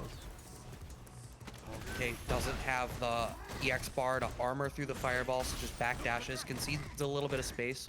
Now stuck in this corner. Shinakuma representing that FEXL, the fighting layer crossover costume. Yes. Didn't have to spend all Mr. Krabs' money on this one. Yeah, maybe Capcom provided that one in the newest update. Either way, it's super useful to any player that's looking to add a lot of visual noise to a stage that's already very gray and blue. Are you suggesting that this pick was to play around the color scheme? It certainly looks like it could, in the same way that famous players such as Itabashi Zangief have played red Zangief and red Abigail on red stages. I mean, I think Itabashi would be proud to play that red Mr. Krabs Honda if they were ever to be playing Honda. And we'd probably see a red stage pick as well. But this is Casa. We play only in solitary stages like Training Room. and whatever this version of training room is called. The grid 3? The grid 2? Funky training room. Funky training room, yes. Honda being put in the corner of this funky training room. Yeah, Exit. I mean, it's looking... All right, that headbutt getting out is the first big decoupling of this timeline from the timeline of the previous round. Marvisto really just kind of stayed in that corner and got oppressed in that previous round. There's a lot of resources on deck here for Shinakuma. Yeah, and even being patient with them, playing with the life lead here, I mean, it could disappear in a jiffy, given that Marvisto's so close to V-Trigger. Maybe trying to land a big combo here with Shinakuma. There's a couple ways Akuma could kill you here, but not anymore. Not before V-Trigger activation anyway. Ooh. This is one hit, actually. Oh my goodness. Oki? Ah, nothing today. Nice. I didn't even bother with the activation from Shinakuma. It didn't even matter. I mean, I feel like you might as well try to force a little scramble, make sure their punish works, but accepting your death at the hands of back throw, having its killing frame be in the air before you hit the ground is so funny. Like, I'm willing to hold that every time. And there's our first defensive attempt at a V-skill. It didn't carry anything, but it worked as a whiff punish. So Shinakuma is able to get out of the corner, mount some V-bar, gains a lot of V-bar by taking about 150 damage on that EX headbutt anti-air. Alright, the demon flip going for the cross-up into the slide there. Almost specifically, I would imagine, just for the corner swap position. Obviously, threatening the low is a thing. Shinakuma is still sitting on tons of resources. We have one bar from Marvisto, which means if Shinakuma goes to that air fireball. No, using the EX butt slam to side switch, and now backing off, has all of this screen space. EX butt slam, very minus on block when it crosses up, but not punishable. So maybe a walk-up back throw could be good here. Marvisto looking to kill before Shinakuma can activate or use any of that super. All of this is still here. A demon could kill at this point. Gotta look out for it. Demon? Demon? Demon? No, air to air! There's the demon! Oh my god! Right on cue. Everyone knows. Come on, who doesn't see this coming? Oh, but it doesn't kill. Oh, he's alive! The Honda health! EX butt slam. Big body Honda. A cross-up Tatsu instead of a regular cross-up, and heavy kick gets whiff punished. Shinakuma swinging for the fences. He whiffed big time, got his foot caught on the fence, and Honda took advantage of that exposed leg and above and below the leg area. Just tapped it with his sharp Kappa hands, and that certainly hurts. That's a 3-0 for Marvisto. Yeah, it doesn't matter what you do to him, even if you hit him with the Shungo Kusatsu. Mr. Krabs will never give up the Krabby Patty secret formula. It stays in the same place that the greatest secrets of Kappa Honda lie. What is underneath that mask, that helmet? May we never know. I hope we don't figure it out. I don't want to see him unmasked. The mouth is already too much for me. It's cursed, but you know what's not cursed? Using those Matcherino coupon codes to throw another 50 cents in to that prize pool. This prize pot is looking really good tonight. Thanks to everyone who has already participated. I will call attention to something that I didn't earlier. We saw the 5 gift subs from Doc as well. Thanks everyone who is showing love tonight. If you do like what we're doing, you can follow Casa on Twitter to see all of the action we're bringing. We bring you Grand Blue, Guilty Gear, and Street Fighter brackets every week. You can follow Dammit Dom to see the Street Fighter brackets as well as all of the other stuff that Dom streams during the week. I am Brad Muse. Joining me tonight is Monkey Business to open up the newest season of Street Fighter V and opening up this winners finals with Flux Waves already in the lobby waiting for the invite to go out to Mei Lin. What are the character selections going to be? 2 players of whom we could reasonably see any of 2 or 3 characters. I'm thinking. All right, so both play a great. Let me hear the deal. Galaxy Brain read. It's a little bit easier to predict Mylin than it is Flux Waves, given that Mylin is only playing Laura and Poison. Flux Waves also with Poison. We've seen plenty of tournaments taken here from the Poison, but I don't think either of them want to play a mirror just out of a general disdain for mirrors and looking to like find advantages or exploit gaps in knowledge. I mean, if you're playing a mirror, you're presuming that you both know a great deal about the character. But if you're Flux Waves and you have that Mika fresh and at the ready, and you know, a character like Poison, no invincible reversal. A character like Laura, no invincible reversal outside of Super for both characters, right? I think Mika could be a good look here. whether you're trying to bruise and brawl up close in the Laura Mika matchup, which we all know is a bloody slugfest, or whether you're trying to Nobody play wants chase that down. matchup. Oh, dude, I love that matchup. Nobody in the world wants to play Laura Mika. If somebody wants to play Laura Mika, I want to meet them and like study their brain because there's something going on there. It's okay. So let me talk to you about that matchup. It's actually really cool. So No, I like sure, but yeah, I feel like I need to be able to I feel like I need to be in the 4-dimensional hypercube at the end of Interstellar in order to like actually engage with that matchup because at any given moment you're like, all right, we each have like 17 different options and all of them like can answer and beat each other in all of these really weird ways, but it only works at these specific spacings and then outside of that, it's like we both just want to get in and maul the hell out of each other. because both characters are reversalists and have incredibly smothering offense, what ends up happening is your neutral game gets emphasized more than anything. And so the pace slows down a great deal at like many opportunities the players want it to, especially at the beginning. A little bit more terrifying on the V trigger end is Laura over Mika, but Mika can have a much scarier corner game while Laura wants to mix up in mid screen. It's Laura and Poison. Both of these characters pretty comfortable creating rushdown at mid screen. Poison even more comfortable applying Grey Life than even walking up and finding a counter hit. This is Fluxphase, right? Never too strictly in the mode of zoning over moving forward offensively. Finding that crouch fierce, buffering into the medium punch elbow rather. The V shift back from Fluxwaves, there we are. It took until the winners finals, but already seeing maybe somebody utilizing the new change as an integral part of the matchup. Fluxwaves is going to be able to use these V shift in all of these gaps. The V shift is going to go a long way to help to stabilize this matchup. All right, dash in low short. One thing that usually helps Fluxwaves to stabilize matchups is the reward off of anti-air that they can get with Crouch Medium Punch into V-Skill 2. But it's actually V-Skill 1 from Fluxwaves this time. Fluxwaves flying around the screen, maybe looking to approach from a difficult to anti-air angle for Laura. We haven't seen it work out too much yet. Right there, for example. Huh, okay, still some decent offense mounted off of an anti. But look at the amount of V gauge that it builds. And I think Shadow Ace and Dormancy were talking about this earlier with some of the other matchups that Fluxwaves may have played earlier on stream. I feel like they were calling attention to the V gauge gain from that. And like, if you're building more V gauge, that's more V reversals, that's more V shifts, that's more that you can meaningfully engage with this system.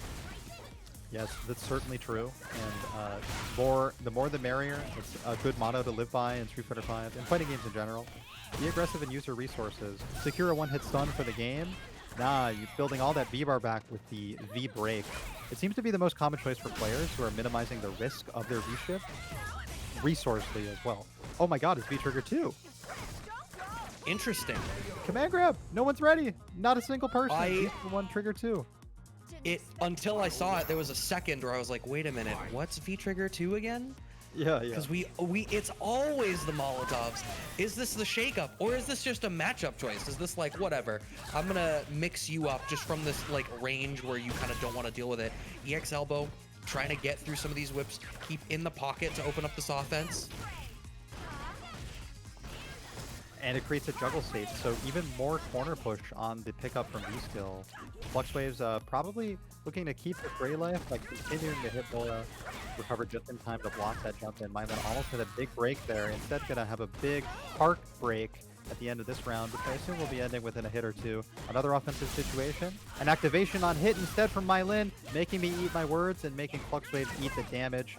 Delaying, waiting for what, I wonder? A 3-frame character against a 3-frame For character? V-Shift, Fluxwaves has been representing V-Shift in a lot of these situations, and Mylan has been called out every time. Was almost certainly just waiting for it. Has to deal with the chip. You didn't have an answer. You are in VT. That means you are locked into holding this block stun. Yeah, so every situation is so urgent when you're in V-Trigger and the opponent can chip you out. Gotta dedicate like all of your mental faculties to not getting hit by whatever their super may be. And supers in Street Fighter V have such different hitboxes and startup animations and movements that like it's often a very different situation across every matchup. Poison is particularly difficult to deal with heavy or medium heart rates cancel into super for a lot of chip and then the super to make sure it kills. Yeah, that is a lot of V-bar. One thing my Lin has not been doing, like, look at that. Fluxwaves has been hit with a single low forward into elbow, and otherwise it's just been blocking moves and V skills. The V shift back again, just going to the V break. I mean, you don't want to be -2 in that situation, jabbing out that time, but now you're in a tough spot here. You still have both V gauges though. Ooh, I can utilize my 1-frame jab. I used the cheat code offensively this time. I used the stones to destroy the stones. Yeah, I mean, what else are stones for? Forget sticks in this matchup. It's stone versus stone. I'll tell you, the only thing they're not for is throwing out of glass houses. And that is about it. And I don't have a means to make that a meaningful metaphor. Instead, we're going to see the jump in, light kick from Myelin, making it around the anti-airs from Fluxwaves. But all right, V reversals through the heart rate. I remember that move was made safe on block before.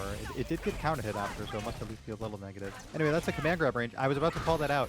So you get a fast command grab from point blank range. It has the range of a regular throw. And then the slow long range command grab, which you can also use from, like I said, full screen. It can also be used in combos from full screen off of things like medium heart rate. Generally a pretty strong trigger, and you get to use it real quick. So Fluxwaves now has access to V-meter build for the rest of this round.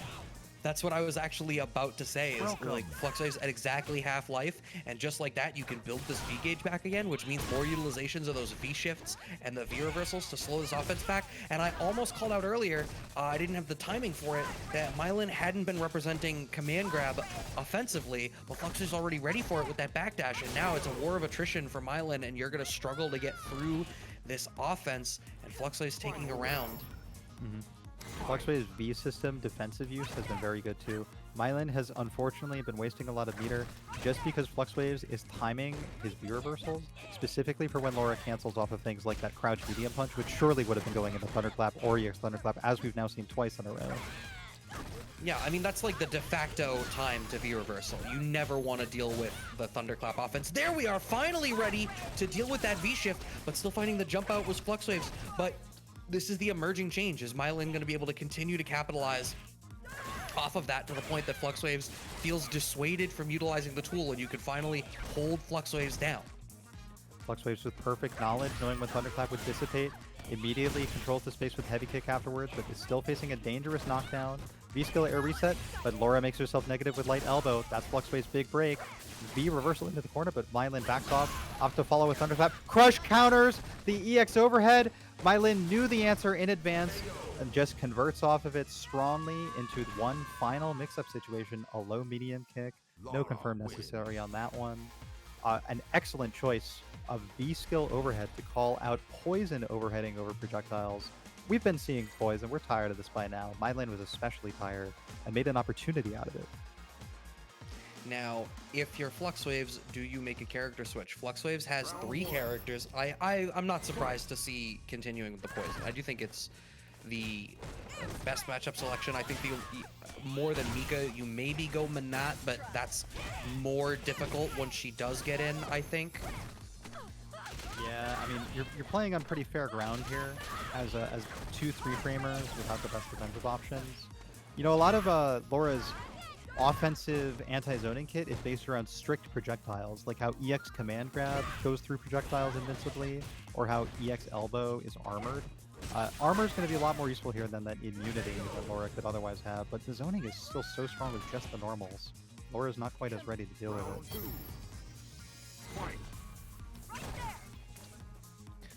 Still trying to get through this mid-range here as Myelin, but it is going to prove difficult.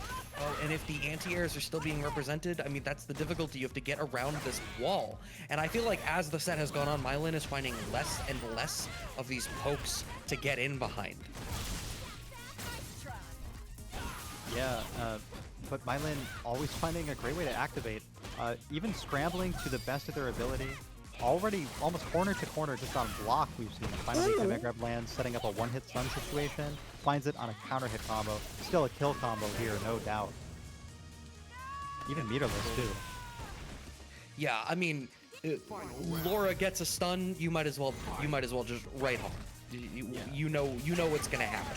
Even in mid-screen, all the Laura players know that's a foregone conclusion. Much unlike this set, which has been pretty back and forth, Metronome swings violently. In this round, it's especially in the favor of Flux Waves, who's about to take like 200 damage with Grey Life on the next hit. You see the utilization of these Crouch Fierces wants to cash out as big as humanly possible, but Mylan finding their way through. Oh, didn't have the anti-airs ready for either the jump back or the axe kick. EX overhead back in the corner. Still super good as a mobility tool. And Flux Waves ready to activate this V-Trigger too. Could mount the offense we need. Trying to find an activation point. Has to be a little bit closer for it, and Flux Waves is perfectly content not advancing at all. I think this is tough as your Mylan looking at the V-Gauge. Yeah, I mean, that answers the question. I was about to say, I am fairly certain you do not get a V-Trigger at the end of this, but dies exactly a pixel shy of getting the V-Trigger. You were in the process of having to make an honest comeback there. No meter through Poison. That was going to prove difficult. 2-1 for Flux Waves. Such a low scaling combo. Just 3 hits on that pickup from Poison with VT2. And excellent choice from Flux Waves to use the screen freeze of the activation to secure the With Punish with Fierce into the kill. Screen freeze V-Trigger activation is everybody's favorite. Okay, crouching jab to get through the V-skill. I wonder whether, I mean, this is a V-skill that we don't see explored very much from Poison, at least as far as I am aware, so maybe there's some live experimentation happening. Yeah, she must not be in that juggleable state on her V-skill. I thought that move might have been mixed into it in the same way that the wall jumps were, but it doesn't seem to be the case. Lucky for Poison, lucky for V-skill 1, finally getting to see some use alongside Trigger 2. I'm scrolling through the patch notes to check. Either way, one thing that has been pretty consistent for Laura this whole time, her dependence on Thunderclap and EX meter to mount comebacks and to finish off opponents. Flux Waves, both players pretty meter star, but Laura is very close to getting an activation, might even secure it on block if Flux Waves keeps applying this Grey Life.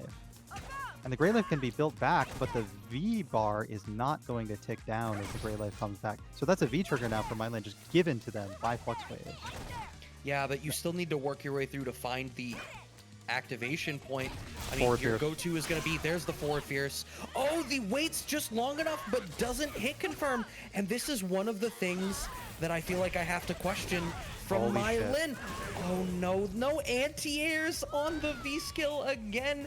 And Flux Wave steals the round back from what should have been Mylan. And one thing we keep seeing is these standing fierces and crouch fierces immediately capitalized into these sort of on-block options and on what could be hit confirmable normals. Crouch fierces, okay, now we're seeing an activation point, or a hit confirm rather, from Mylan.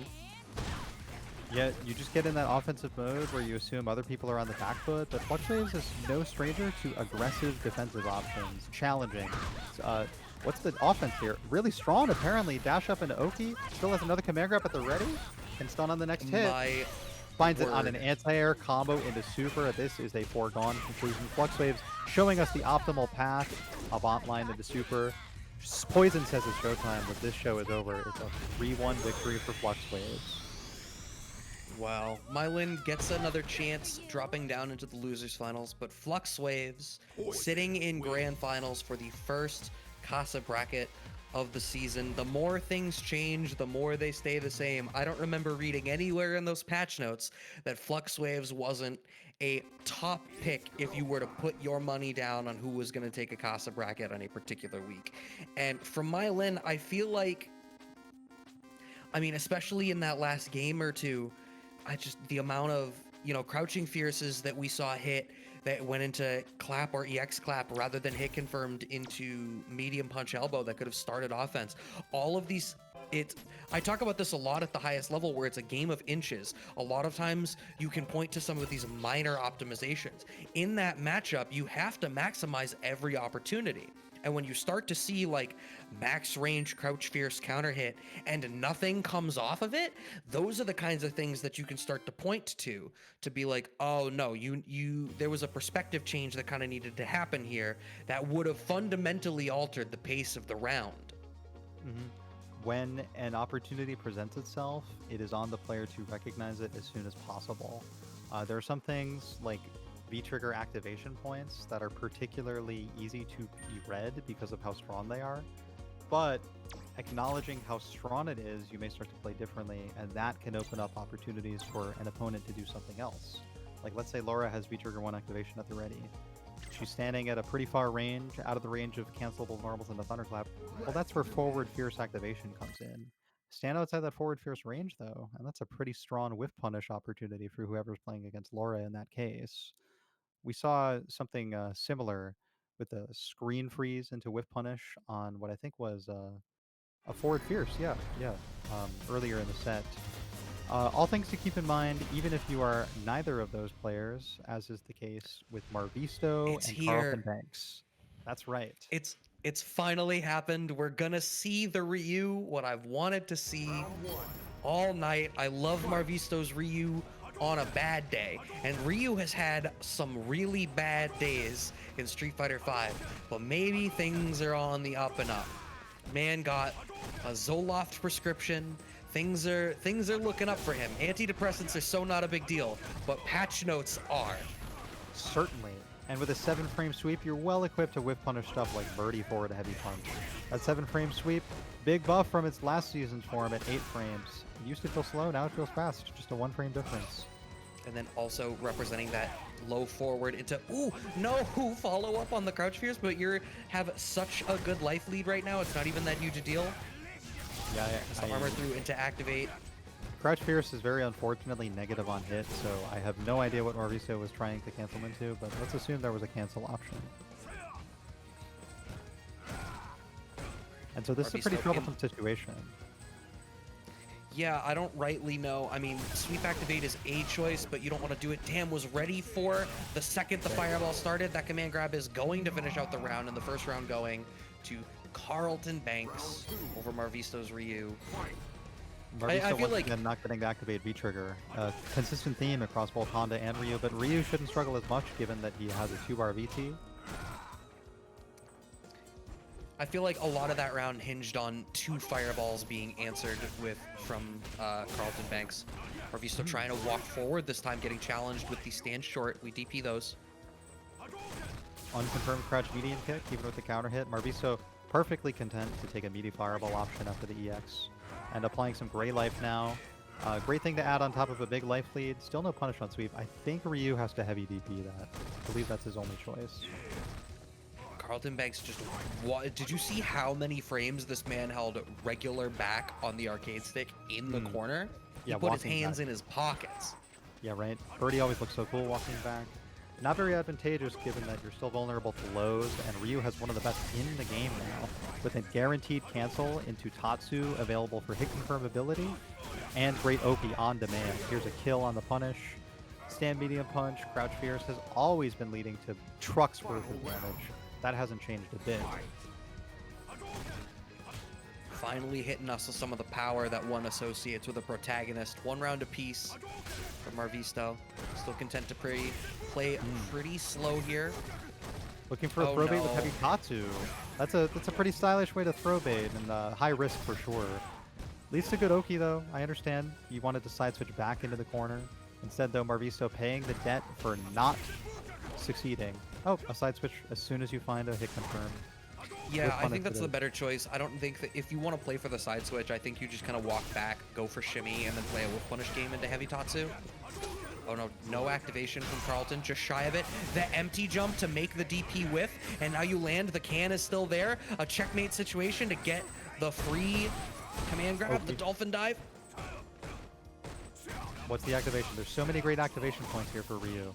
Charge fireball mind games begin, but not much charge there. Still negative on block because of that fireball, and even Carlton knew that. Heavy activation here is going to be a big problem. It's a whiff punish stand medium punch instead. Carlton not even needing to play aggressively, just waiting for Marvisto to stick out something as long and dangerous as forward fierce. And even if that forward fierce landed, we weren't going to be seeing much in the ways of damage as Ryu was meterless and starved. Yeah, I wonder whether Marvisto continues with this matchup or at what point we maybe see a switch to Honda. I have to assume if the Ryu has come out, it is because he doesn't want to have to play the Honda matchup. Oh god, but the Ryu matchup looks difficult too because this Bullhorn is amazing.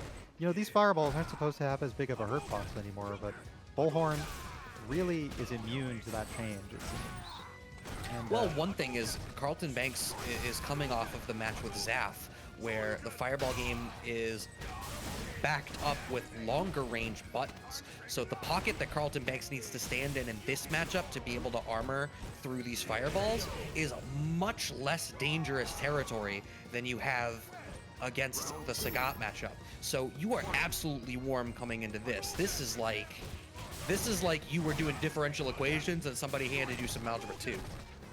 yeah, banana for the defense. I mean, the gravity equation is 9.8 meters per second squared downwards. And that's all Birdie needs to drop a banana on the ground and provide a barrier for himself. Dude, you hit him with the gravitational constant. Man said Eureka. Eureka, I sweep. That's the only thing I remember from Physics 1 in high school. Fighting games have been a much better vehicle for me to express my scientific ability, optimizing every inch I can out of combos for every character I can find. Nothing more optimal God. than Bullhorn off his stand medium punch. Nothing more inoptimal than getting punished for it, though. Arvisto still pretty resource shy. Can he find an activation? Maybe on the block? No, looking for throw instead. A great option against Carlton, who's looking to V-reversal, I bet. Right, sweep activate from Marvisto. Throws out a charge fireball. Oh no, you're dead with the gray health. Carlton Banks up 2-0. 2-0 and Carlton Banks with punish game has been so good. yep, looking as sharp as those shades.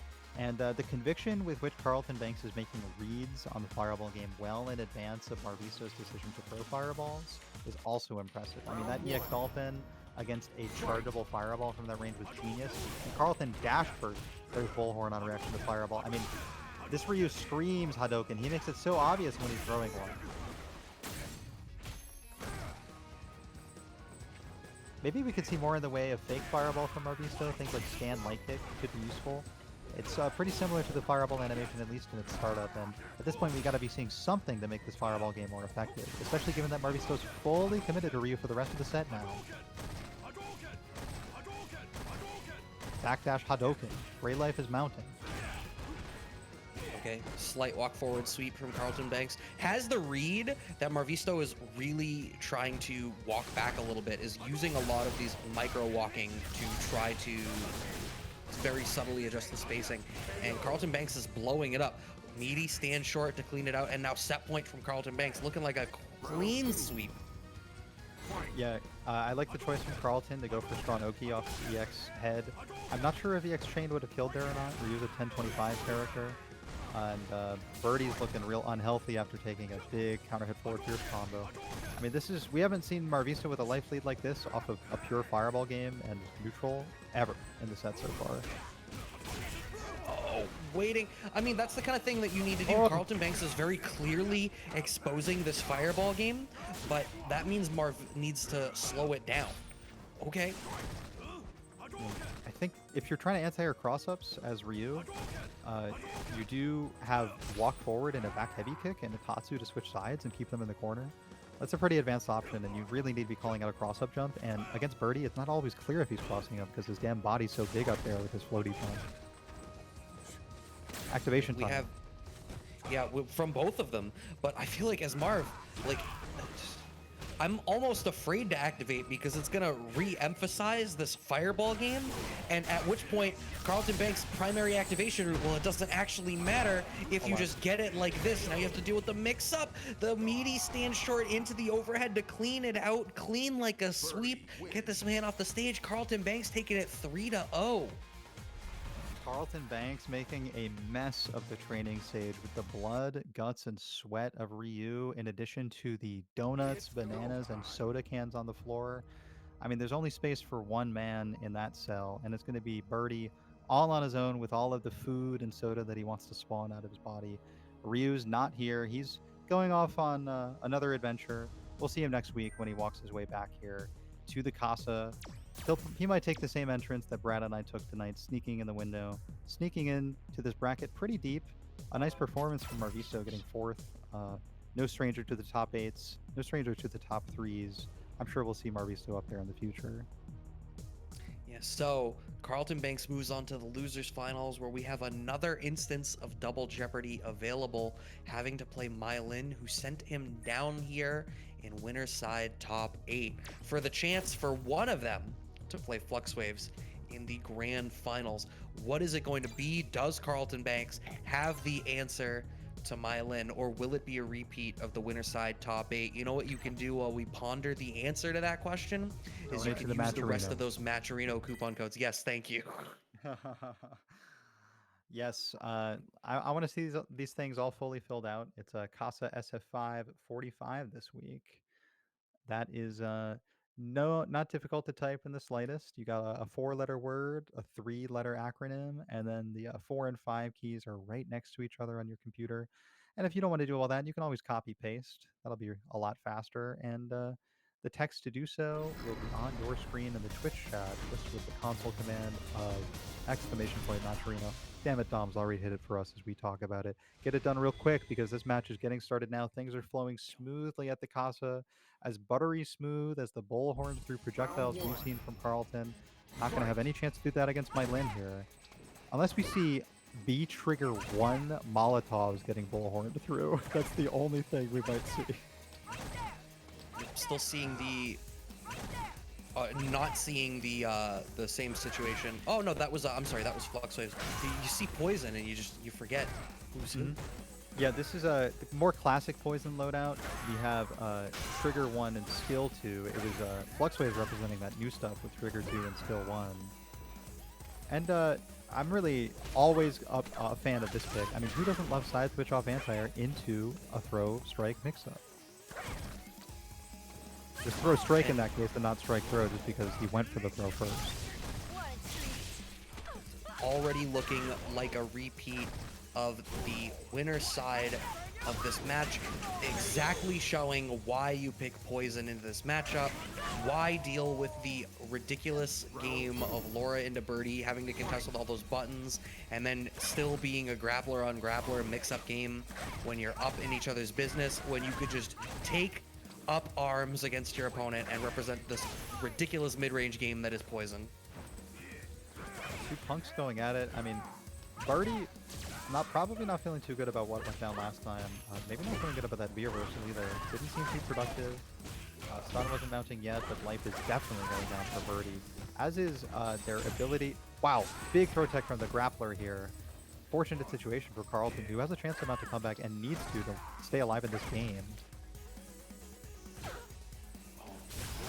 The amount of patience here on both ends. Mylin not wanting to overextend, but unfortunately does just enough. Carlton Banks, 3 correct reads. Gets the big combo in the corner. I think the move there would have been to eat a donut to get Trigger. Still alive though, has a chance to use Trigger. Also needs to keep it for V reversal though against the chip situation. Look, we see Mylin trying to take it away. Oh, is that on time? Reacting with super to EX Dolphin. Must have been buffering that super already for the chip situation that it was going to create. And good thing they were, because it created a very hype freeze frame for us all. Certainly clip worthy. Get the social team on that one real quick. Oh my god, Mylin was ready. Saw the EX flash and was ready for it. Very so.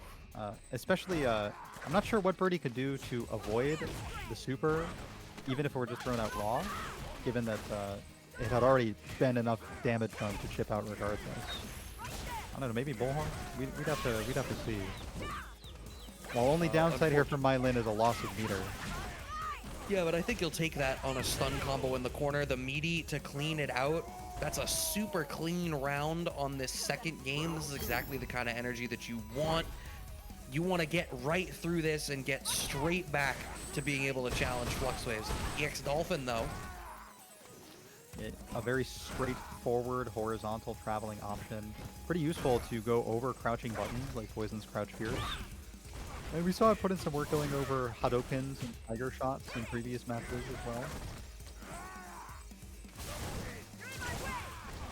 V reversal instead of looking for a punish there on EX head. Yeah, I what's wonder looking if to it's... replay.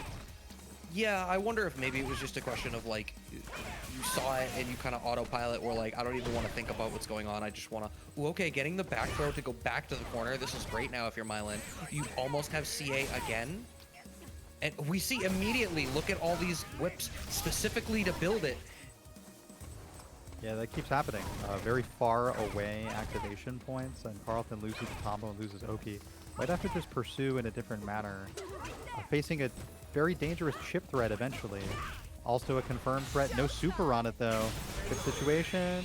And not enough life to survive armor there. This is not Season 4 anymore. I believe Season 5 got rid of the infinite armor in death situations.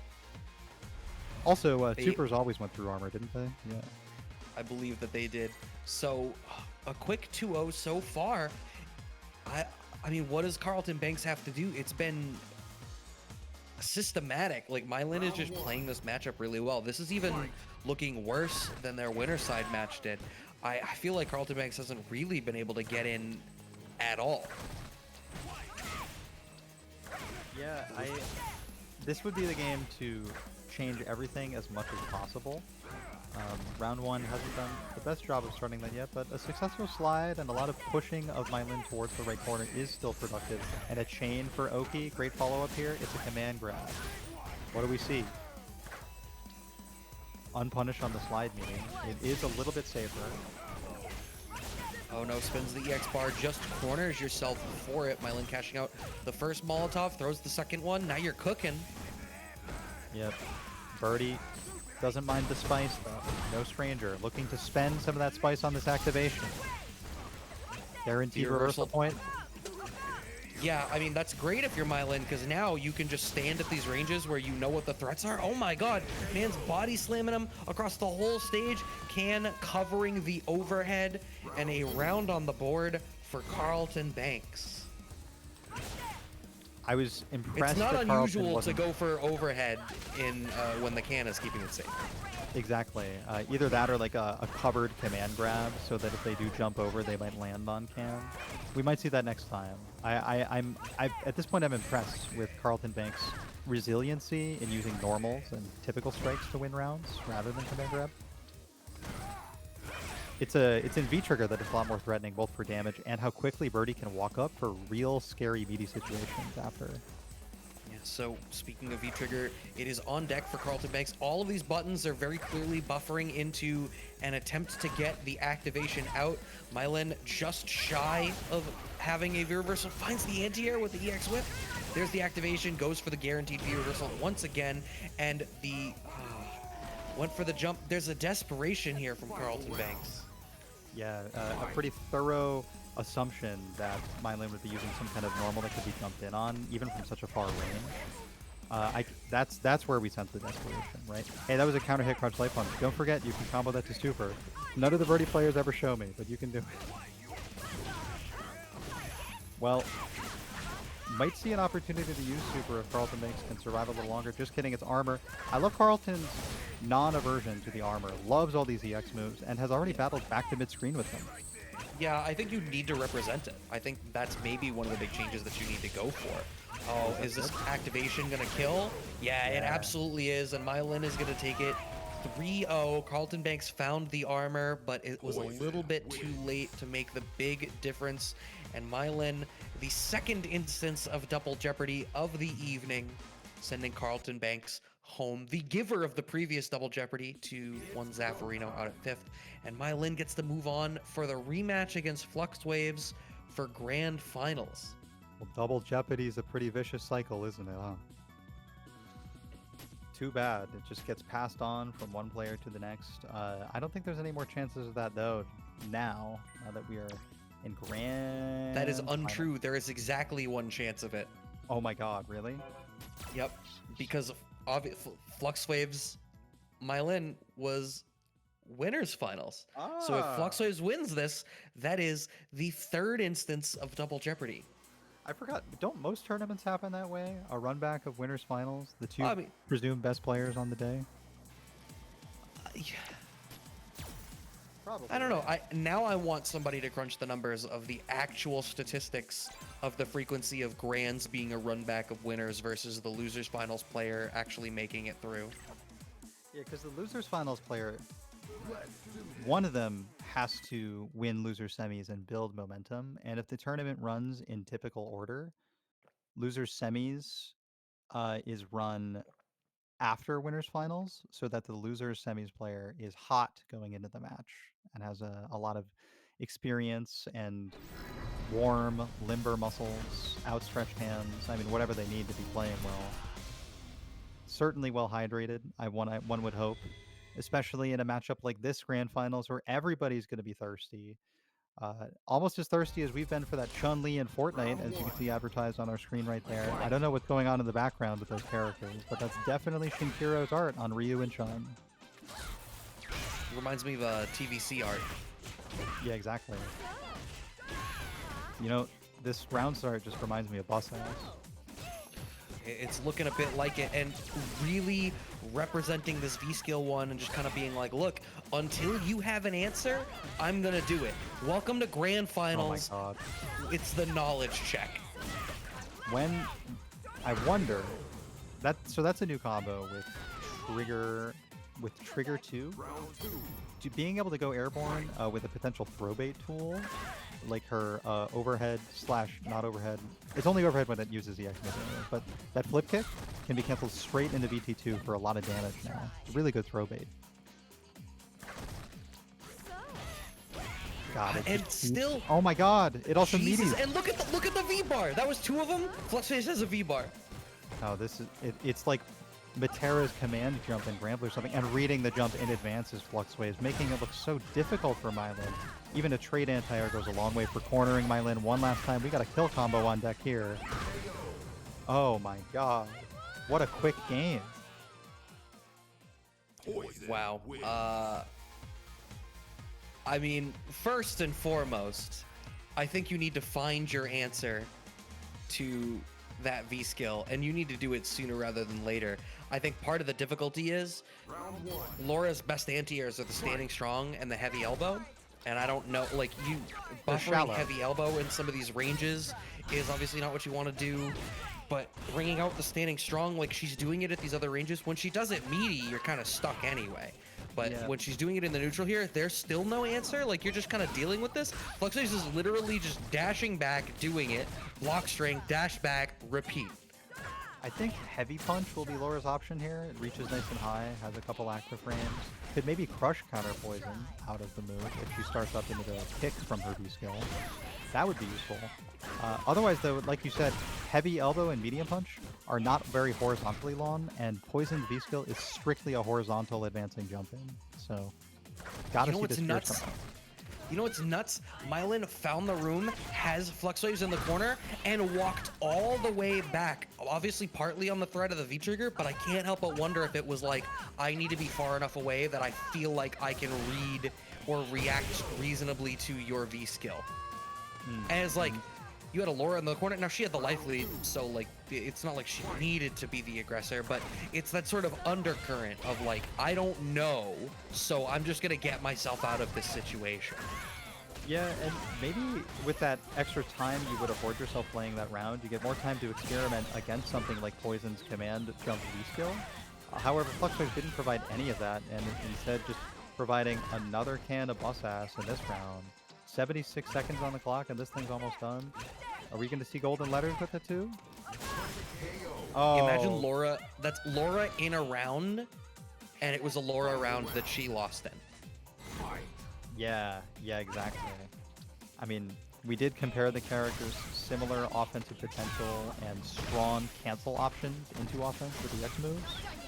And that's on display real clean right here. Both characters come off anti-air into a side switch, but reading a command grab is super rewarding. Poison is never getting her V-trigger command grabs read. And even EX elbow straight into +1 knockdown. Yeah, those are the prayers that are being answered a couple times now. We've seen them work. Not in range of the conversion, though.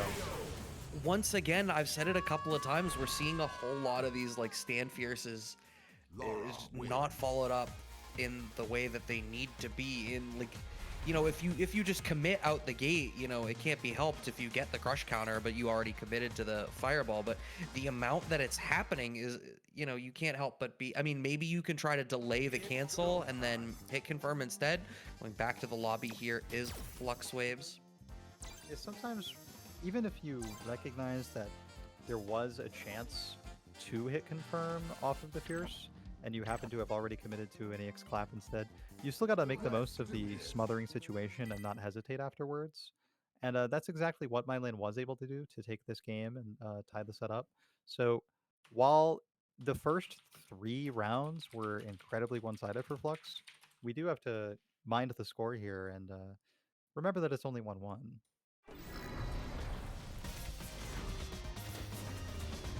Unless I'm wrong. I'm not wrong, am No, no, no. It's 1-1, but I mean, I? Yeah. Fluxwaves has a set to play with, so you can do this experimentation, and that's one of the things.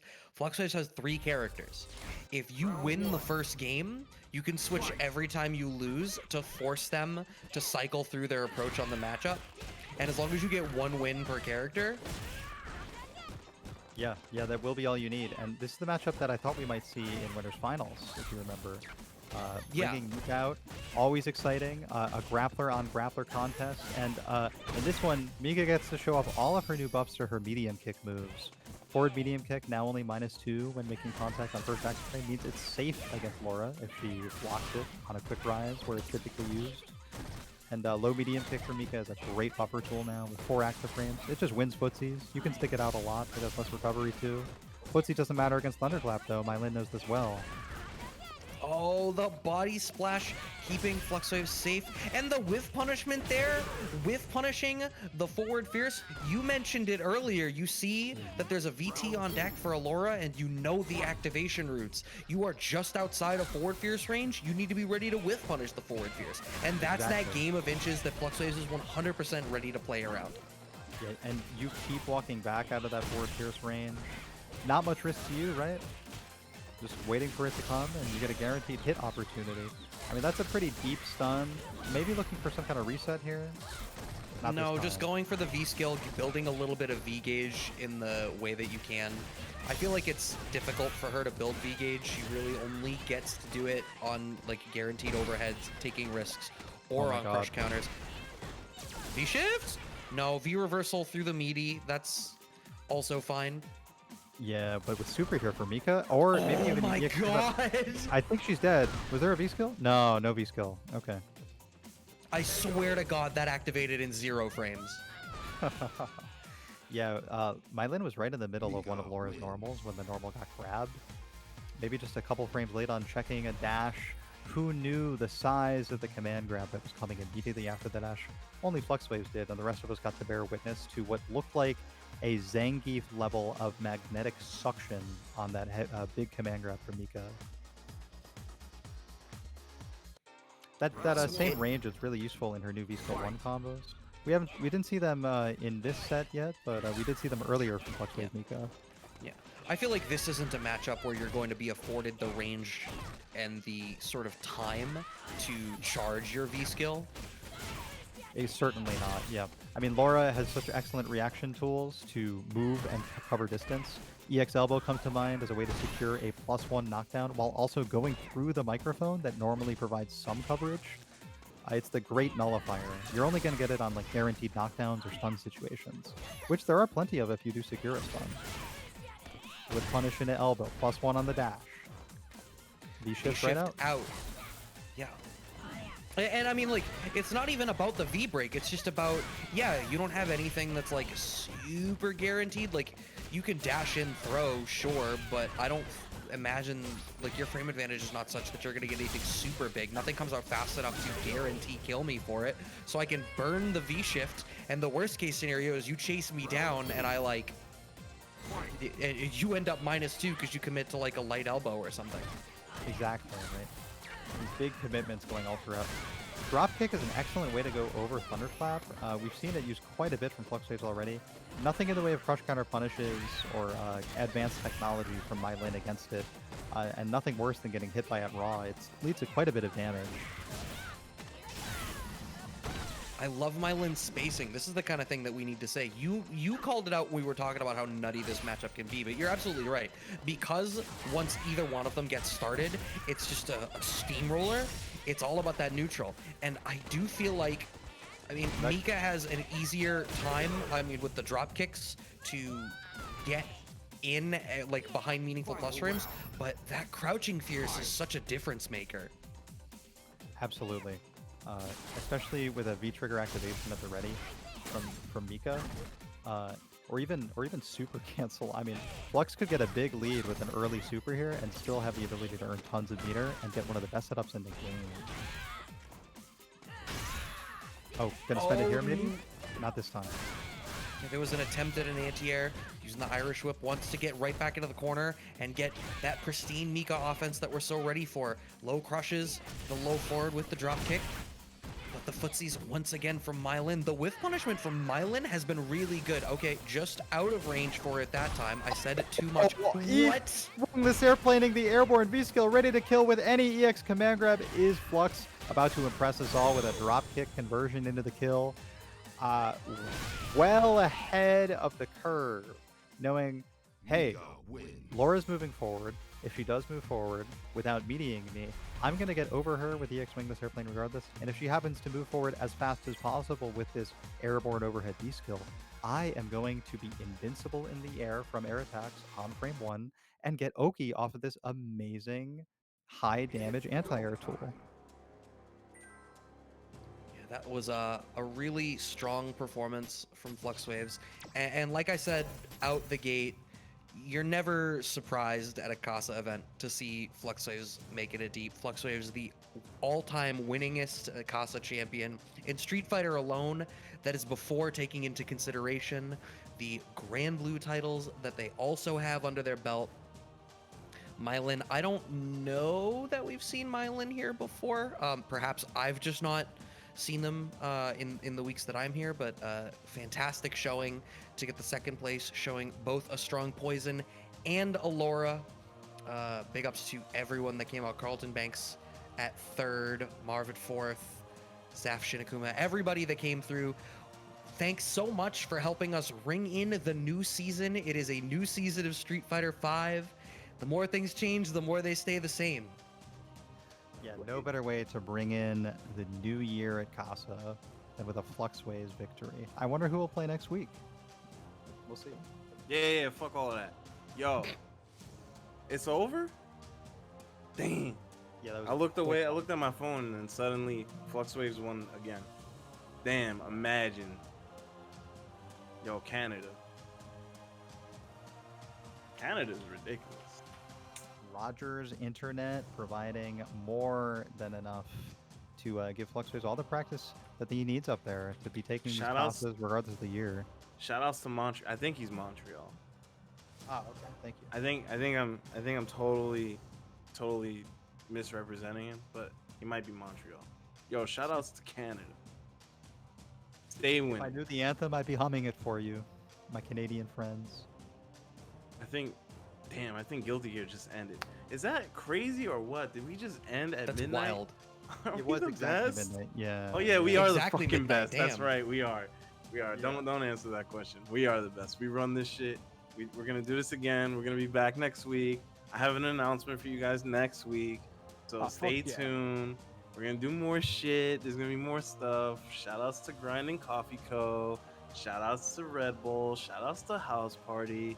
Shout outs to both my streamers, Dom and Dink. Shout outs to all my commentators, Brad, Monkey Business, Dormancy, Shadow Ace, Dink also holding it down on commentary and listing. Shout outs to the Wonder Twins.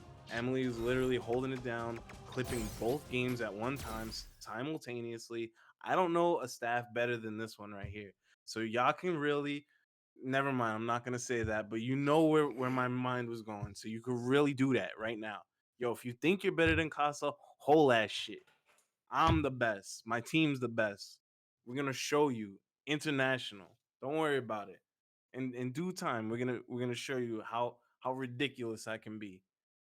Cause You got a I'm doctor done on. holding back, baby. You see that flyer? We fucking did that. Yeah, I'll be right there, Emily. I'll be right there. I'm talking my shit. He So, just said it with his full chest. my whole fucking oh, doctor's in here. Let's Yeah. go. Woo! You know what, Bunch? Shout out to you because honestly, where would we be without your mentorship, your landlordship, your you, bro? You brought us all together. We put on a show for you.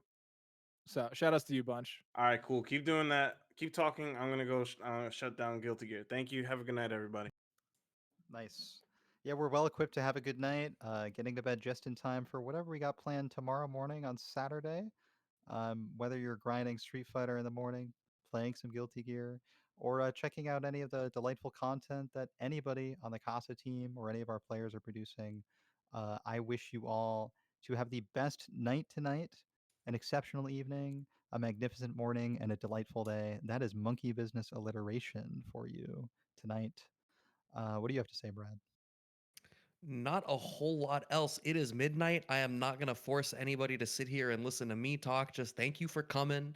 Thank you for supporting us. We will see you next week. Also, if you want more tournaments, be sure to check out Get Good FGC tomorrow. They will be hosting that Facebook tournament for $1,000 on Oh, the That is current a right. lot Street of Fighter money. patch. I should have plugged that because I'm commentating that tomorrow. So, yeah, please also watch that. Don't worry, Oh, Tom. I got you. Fuck Brad. yes. Oh, Brad, come on. I'm so hyped for you commentating that. I'd be even more hype now that I know that it's happening. Thank you so much, Doc, for the assist. You're welcome. Yeah, and oh, was that an assist And followed by he's a gone. departure? Impressive.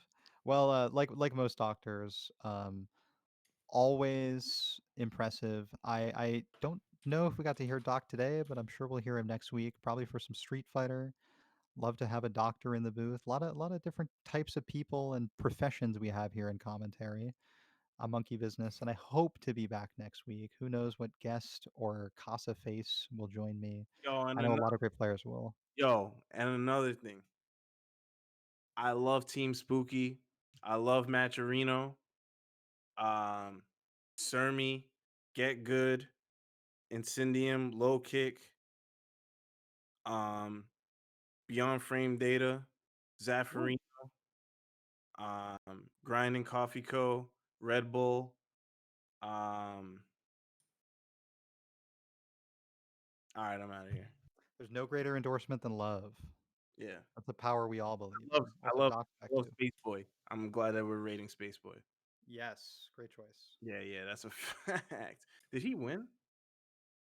Damn, Dom even wrapped it I up think so. in the Oh, he's chat. in He grand finals. canceled Let's you. go. Let's All go, right, let's go, Space Space Boy. Boy. Yo, when y'all get there, root for that motherfucker. Space Boy to the moon. Damn, to the moon on Yeah. some brass tacks.